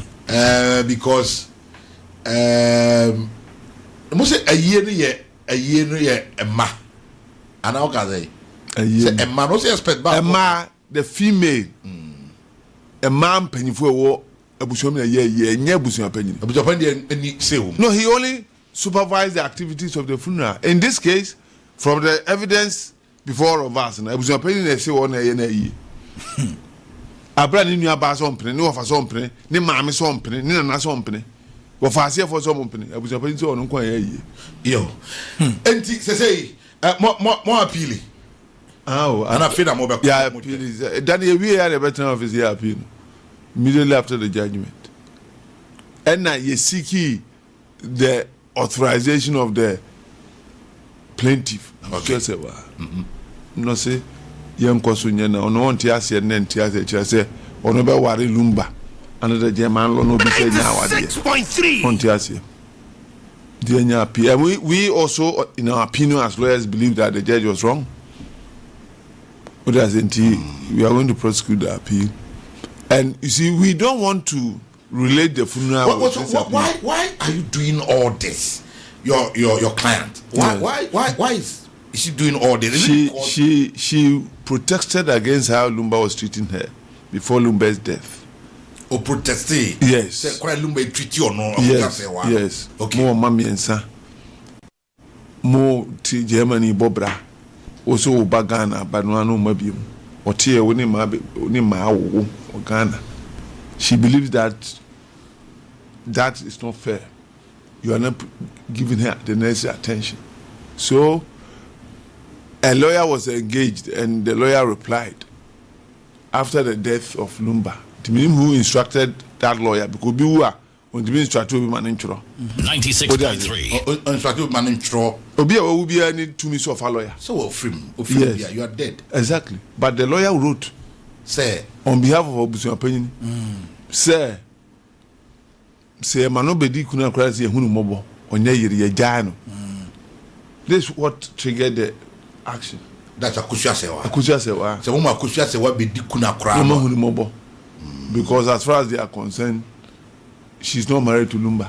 Abibi says Yana. Yes. 96.3. That is what they claim. But court and so on will put weight on that divorce because officer I was opinion to me and give enough evidence on that matter. You be saying oh so ni ho. When I catch yourself, I was only been a kind of say ya buy as well 20 years ago. No, auntie say under ordinance obi warrior. Now say or sign fetch you warrior for what happens? That marriage is null ab initio. It's void. It's void. But what of they be free more baswe? And Kolani legitimate. But our DNA ain't legitimate that. And for instance, somebody lived with another woman, gave birth to 4 children. Nigerian first wife, I got UK over 20 years. We are in Nigeria Ghana. Oba, after apply for letters of administration. Nigeria no Ghana no. LAWSON FM. Our warren a man in the TV apply for letters of administration. Na Nigeria that are now 20 years no be TM. Said that bimina me yere. Court will do say Nigeria first one now. I got 20 on Nigeria because she produced marriage certificate quite recently, not even up to 3 months. I did a similar case in Court 3. That judge, Court of Appeal judge, or a brilliant judge, delivered himself such a judgment. They couldn't even take another step because it was obvious. Also, sir, Bapara Betrangana ne Obana with 3. If you are more matrimony or honor or banity, a new wife, no, and the way you occupy or apply for a course that you can't. Woman, dear, they are entitled to a share of the estate. But oh dear, you can't be entitled to any part of the estate. And in the case of Akosia Odobroni, or not entitled to any part of Lumba's estate, but the mass if there is evidence that they are Lumba's children, they are all entitled to. So Lumba's what of if Lumba will LAWSON FM. Give this to Akosia Sewa, give this to Odobrunia, Or cancer or Dobronia, you cancer my second wife, answer my wife, I am null and void. So I would describe one as Odobroni. Medofo said an unusual kind of Medofo on Casa Mejere. Look, Lumba in his lifetime made pronouncements. Or say, I could say, wa Mejira, my one, the ultimate yes, yes. Or do I use a Medofo? They are two different. The man was very conscious of his position because he knew he had married under the own term. He was very conscious of that, though. He made a public show of Odobroni, there's no doubt about that, but he always called him Medofo. And I could just say, "Wa mejere, amatiska wa." So it makes a difference. Oh, okay. It makes a difference.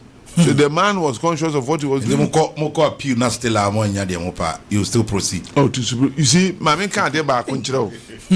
My man can't say minchiro. 6 points. Near share authorities, no, because when we were doing the case, we were reviewing the authorities. Asante 4 pounds she done for case we being court. I'm a court and make it. Pronouncement. Oh, okay. And you know that in our setting, cautious, it's a son. And can for culture, and here the difference. I would say that even in our Akan community, there are differences. And this is the first time any opportunity. Lumba being an Ashanti, Akusawa being an Ashanti. You're my worry.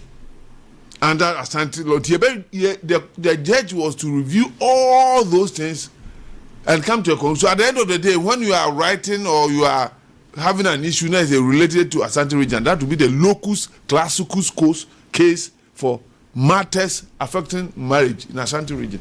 And it was a big opportunity for the judge. In coming out with rulings, is it always about the law, common sense? This animal in 96.3. You see, when you go and you narrate your facts to the court, first, what the judge will do is to apply common sense. Then he or she will go to look for the law that supports it.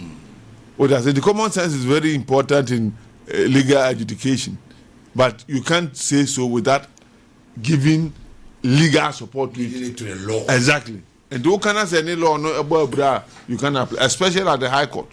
If the Supreme Court has made a pronouncement, now the High Court are now LAWSON FM. No matter how your common sense directs you, you can't use that. You have to go to what the Supreme Court has said and apply that precedence. And the all no and Grophobia free be so lawyer assemble san koso bion any ade in fact adwuma made ma.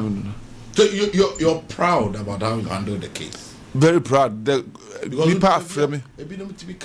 Lawyer no ko say one lawyer well say that document na mo dey court no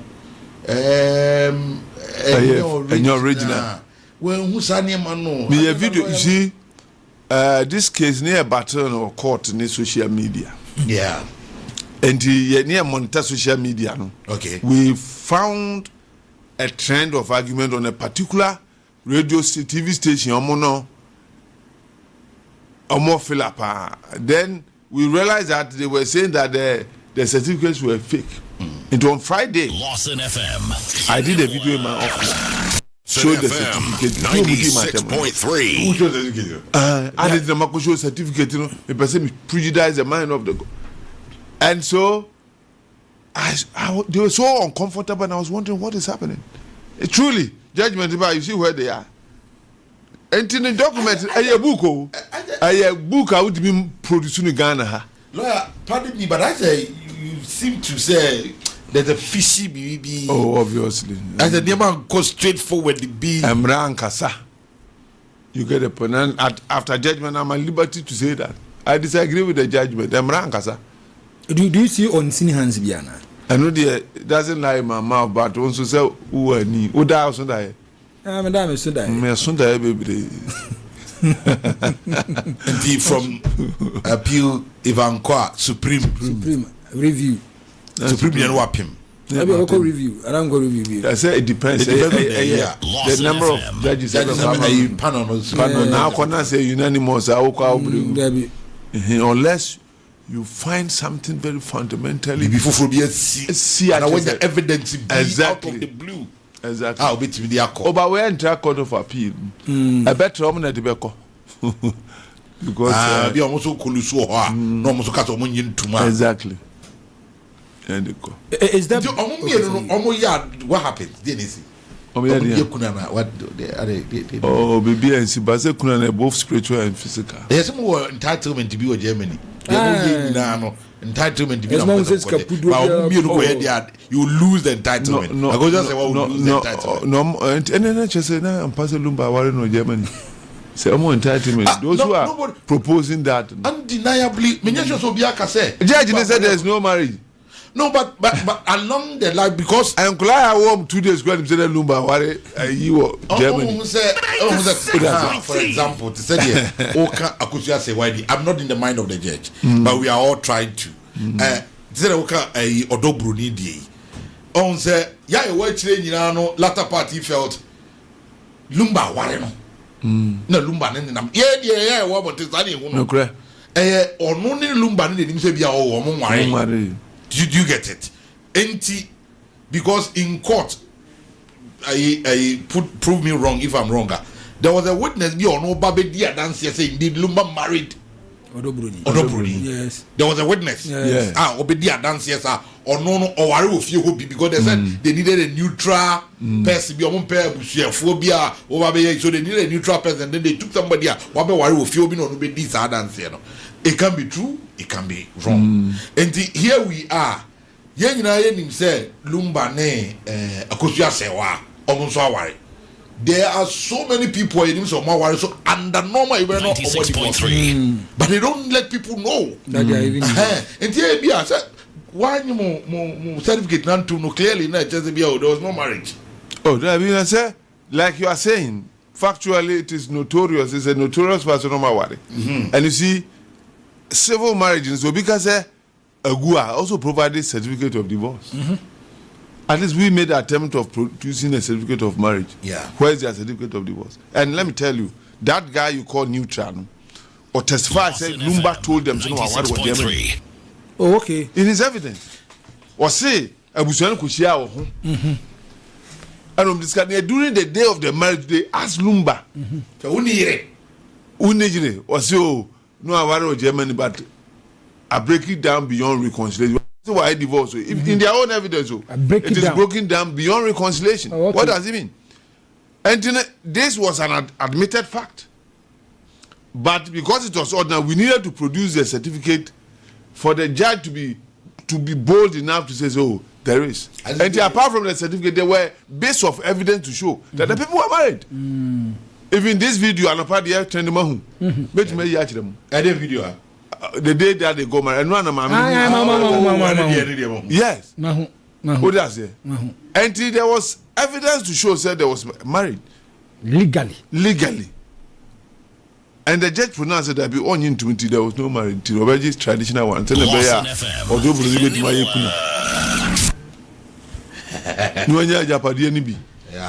But yet overturning decision at Japadibi Obenya be oversand yaba.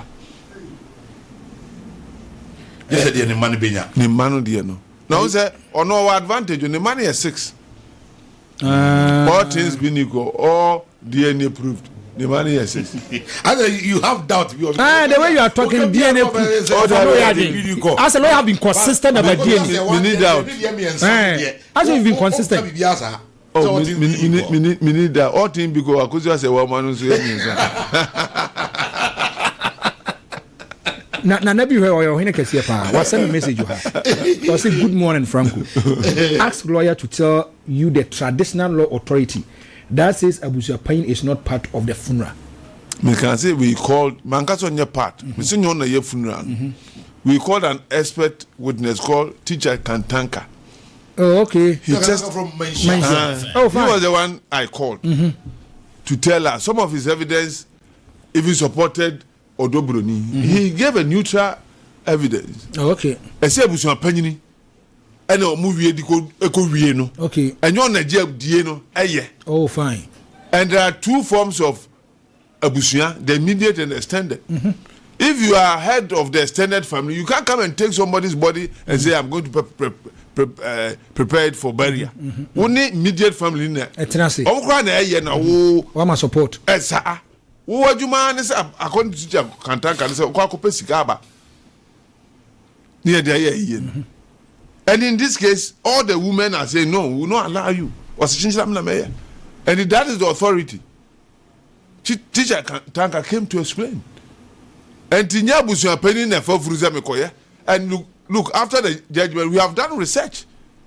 There is an act, Head of Family Accountability Act. So, who a head of family is. And a extended family head, and a baby, so what for you? Now, I was a penny Abefano, a big family. Now, the very head, now Abefano, is a medical year, no one to plan year, one the committee, what did be that? Asantia Amaniamu, and could I will room play? Who papa were Simon number to Adaka, I don't know part of the Funa. Nejere Kuna. We di Kuna. I don't know part of the Funa. And for anybody to suggest, say, I can't just understand. Ultimate responsibility. No, it is not right. Okay. And it is not Asante. People should get that. And that is what we are fighting. We cannot allow the cause to make laws which are inconsistent with our tradition and culture and let it go. Oh, na meme dia na kuna na mkoye mankoye 96.3 etwam kwa bebre ah ntini kwa na nana kwasi na me answer nti say aye no because off record and they are no pay ya yekuso kasa abusa panyi akonfirm ya mam the this December aye no ebaso 13th. Yes, it's happening. Oh, fine. This December it's happening. But why is the family having issues with the I don't get it. Until now, because he didn't get them involved. It is so now. 96.3. So ye no baso 13 December. Ye go ye ni wie. Na odobro ni kodi kuna ni bi. Akoso say we di kuna. Akoso to obeba. After me baby son, me son. I said when you say 14th March. Then I'll be surprised if I see you there. Me. No, I'm talking about clients. My clients, okay. No, I'll be surprised if I see that because the whole can nano perma material say a match. My clients don't share a year though.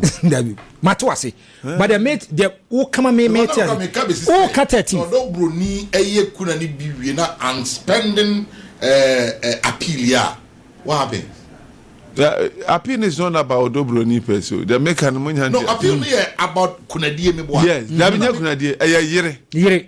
Okay. The first relief, okay. The kunani ancillary relief. Okay, so that one is gone. Yes. The kunani is gone. So yere whether obi ordinance marriage.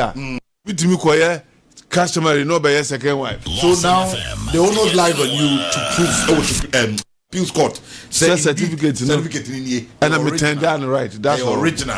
Now all the fact laws, not international laws, and what tender. Exactly. I see. A trailer in Manila. I see. Over Rambo in the jungle. Appeal the day. One. Yeah, my social media for. Now flashing back. Yeah, not twist and the doors soon.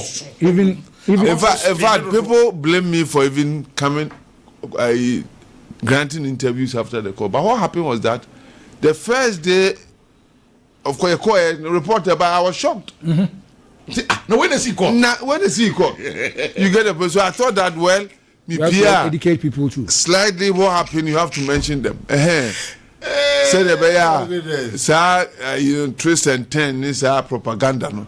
Empha. That was the reason for it. Baba, after the court, you will buy the demeanor and the posture of your client. In Komamudia, net is not pressure. She was crying, she was wailing. Really? Uncontrollably. We were scared. We sent people, we called people to go to her house. Hey, I was asking him, say, really, the demeanor and the posture and the attitude of the client. It was serious, though. She was going to. Serious. We had to call the children to go to the house immediately because we were scared she would do something to herself. Really? Share. Wabre. In fact, if you know the story behind Lumba and Akuzua say, well, you'd understand the woman. Lumba in his lifetime worked for only 2 weeks. Oh, Lumba, Lumba, 2 weeks. Yes, it is true. Me report now me. Akuzua say, well, the first album Akuzua say one steady studio and move from the production studio be a man. Be a man to a hoka. What does it? And what they have achieved in life, no? It is mainly a question. What does it? You know, for her to be told that was quite painful. That's a stress why we had to go to court. I don't know because of a problem nearby. Problem where? Oh, on TV. Says you never cried too good. Lumba Lumba came to Ghana and the man better permanently, no. I had a spine issue. So on a star. I have born Michael Jackson, Pani and Ibi, and to Oba. Ghana with the matter here.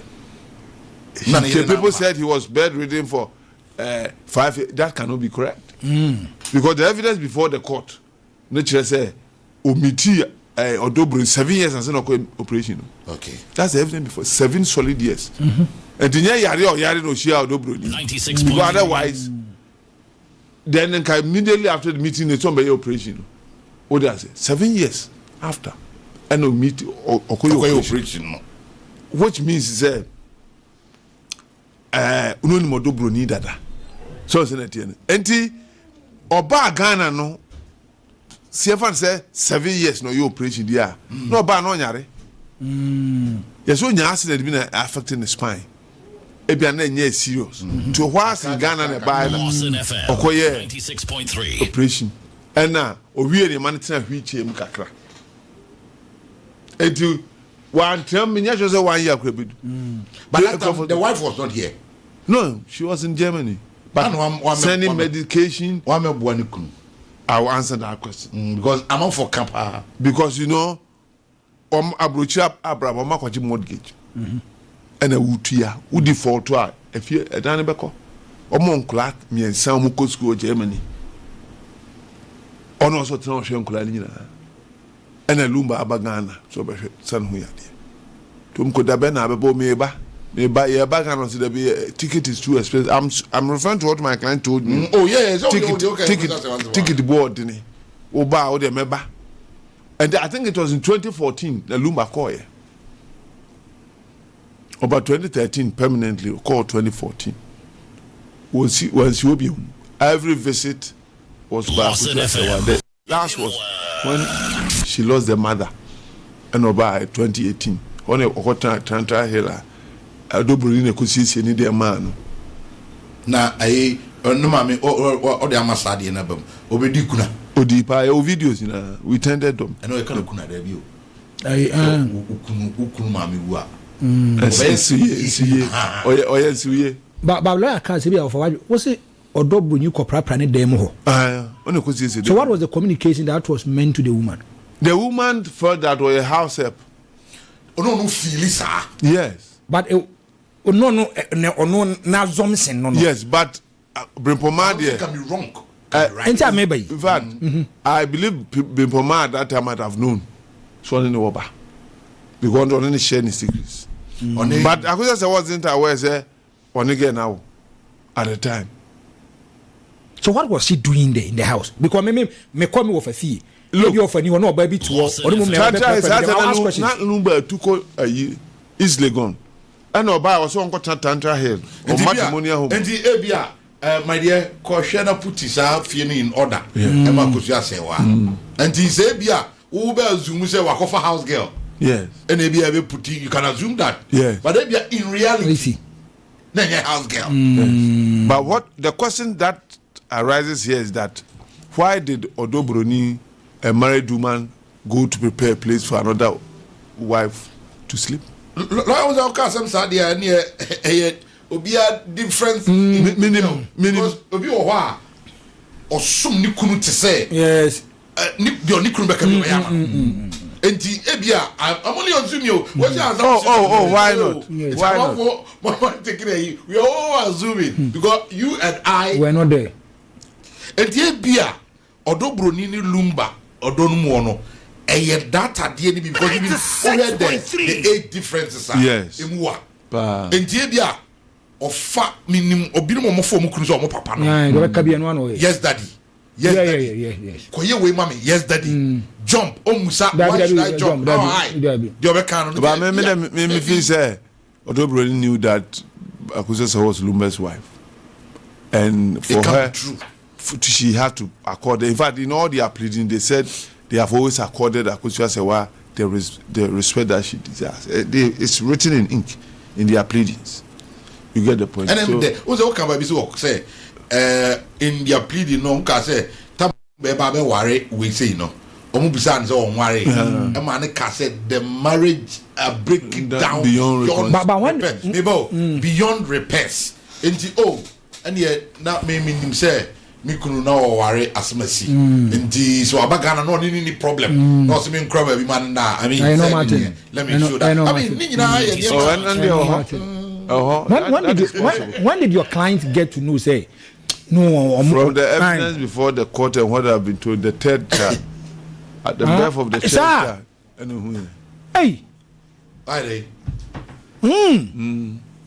First one, second one, she didn't know. No, third one. And they see, you know, none reaction to say, oh, in fact, she wasn't happy. And let me tell you, Akosia Sewa believed sincerely that Lumba 96.3 didn't stay too long with a woman. And he, as usual, you get the point, but this one was different. This one was different. Oh, fine. Or hit it Lawyer Kennedy, in Japan, come on. Sorry, but Champion Company said, you know, but mean to me, Kwame Tanko. Come better me know you one. I'll be privileged to have that purely on Kennedy Japan. And I think they because you are here. Abano. We are too complacent. We are too complacent. Now you are complacent. Lawyer, what's on the pipe about 8:30? Me train deal. I am called Kennedy Japan. Come on. Kennedy Japan. TV3. Okay. So for him. It's me that lawyer say. Lawyer me that Yamisha. And Akosia Sewa sumjenko. Hey, Tibliga wife. Another friend. Two party fire procession. And that's the one was said here. Come back to party. Hey, ready. Ozaire. Boss. Agwa. Boss, money ejuma. With a you are so here. I don't want to answer. Oh, yes, you're here. Ozaire.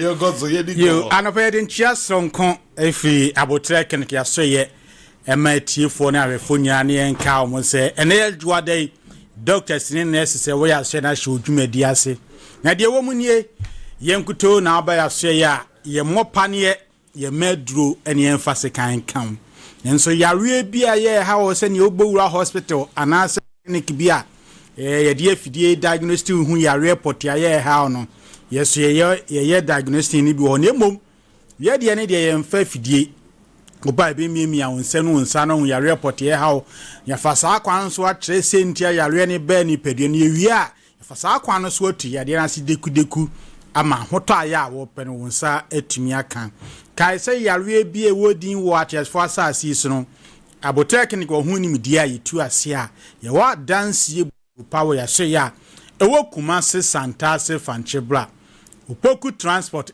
ti hwa na ye wo ye ni na ma mponti ni fie na hwe animu se ne ewunim dada na ye juada kopem ne memenda so no pa no nsia kopem no menu fa ne ha obi e friend yade ne bra opese oni e kasa ye number ne ye 0247 9044 73 0247 9044 73 o freni a ye bejo so yare bi ateni peduan so fin 3 days e ko 10 days bi e classify ne say chronic ye kwanko di ye ya ne mpempie pe yare ateni peduan so ache ne aboa ahwewo mo nya adanse edi anope se kokram na e hawo ahotutu no mpeni baabi na abuo no mpeni na aye kese no mpeni na ato afem hon se wo chi bremo no dex na ehwe no na ahono se heniete dex na ha nam so me depends about sisi ana wo kon chi a me pa chawo de abotrek ne na ye moa wo sa akwan so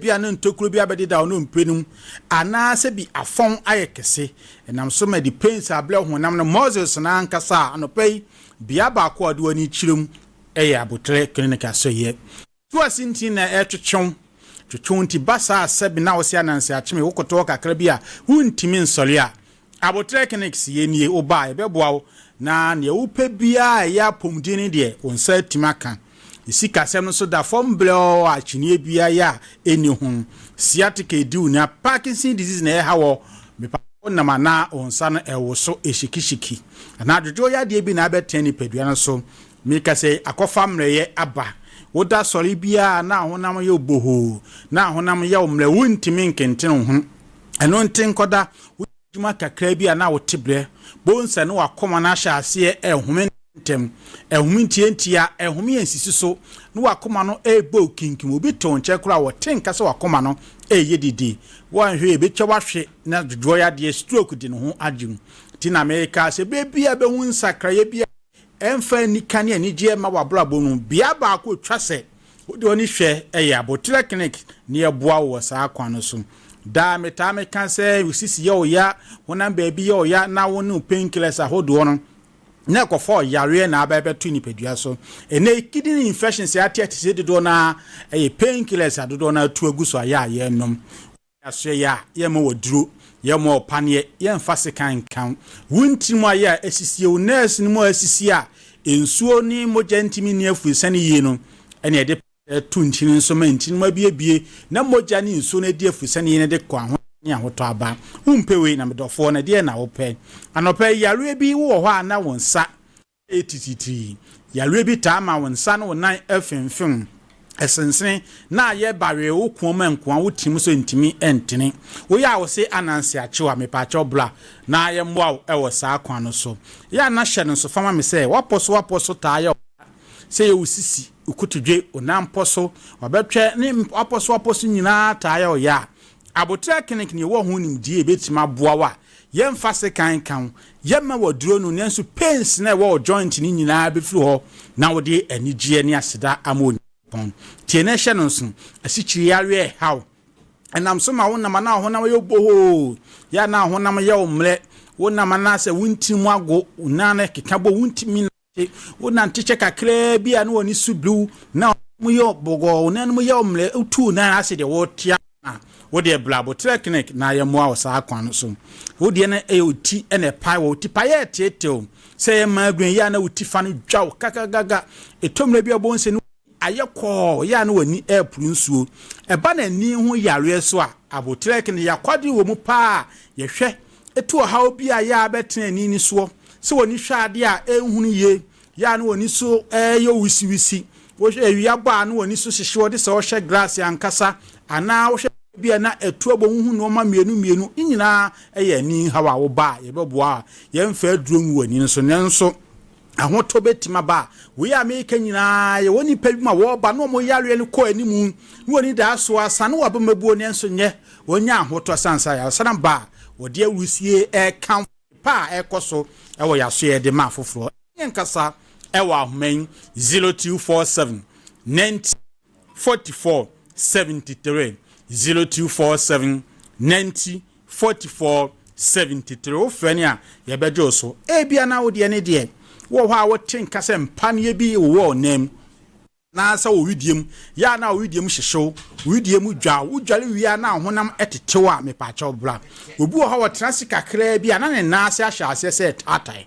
na ne na ase na hono se mpo shoe bi a wo de ko adwuma na fe ni na wo de mankasa enko eyo hawo oba ebeboa ama moja na ntimi ne afu se ne ye kwata ho nyina afu ho na de ahoto atimi aba afi waposo na hu na noodles ahodo na nkoko hu atuom ya na se maduo bi abehyehe ho onsa wa bokon so na sa won poso ho no na maduo bi aba abehyehe ho aneko na ba ubepiem wa botre clinical sa wo hawa hu na wakwam nyina afu ho na wutima ye hyehye wo no nyina so afu ho na de aseda amonyame yo kumase santase fanchebra ku transport estate ho an yewo ye ni na mamponti ni fie no na hwe animu abotre clinic ye aduma fiji oda ekopem memenda no pa no nsia kopem anwule nunum eni enkasa wa ahomän 0244 770 486 0244 770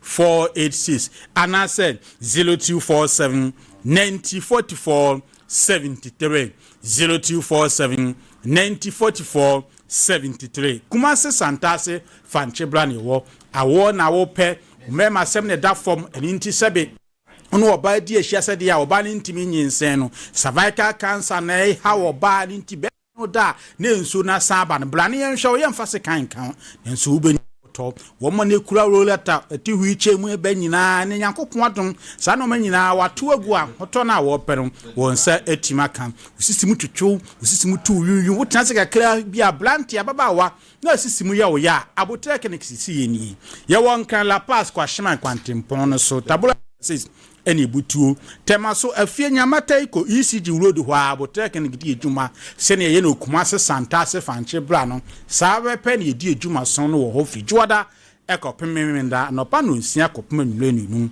ne ye ha obia ya ye fe ne yade no bra ne benya yele sa adansi papa ebata ho ene enkasa bi nwa homen 0247 90 44 73 0247 90 44 73 ene Kristo ama mesan ene odi ahyebi mazane boss. Yami inshallah, mami more birthday bakum yenu so happy birthday to you Nana Ekia Ayebia Apia of Kumasi Girls Senior High School.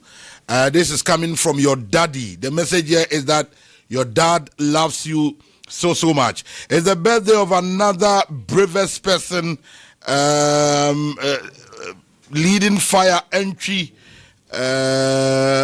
of Offensive Fire Station. Yes, sir, fireman entry of Offensive Fire Station. Say Nyami Unshao.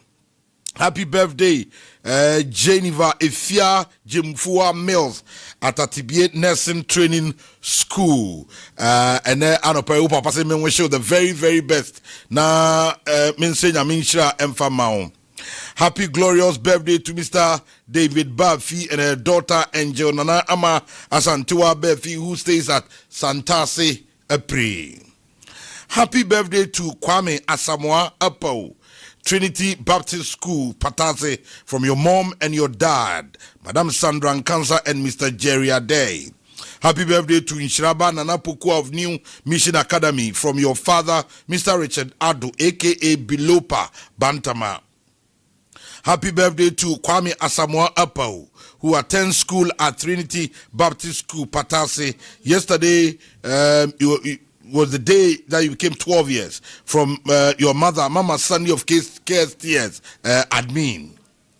Happy birthday, Alaskan Isham Jr., son of Honorable Isham Al-Hassan, Ashanti Regional Organizer of the Great NDC. And then a happy birthday to Prince Asokwa from Obideshe AIC Boama and AIC. So anyway, bye. Yeah, sorry, Nyami Adumo Chana, Yabesan Abba. Up next, afisem.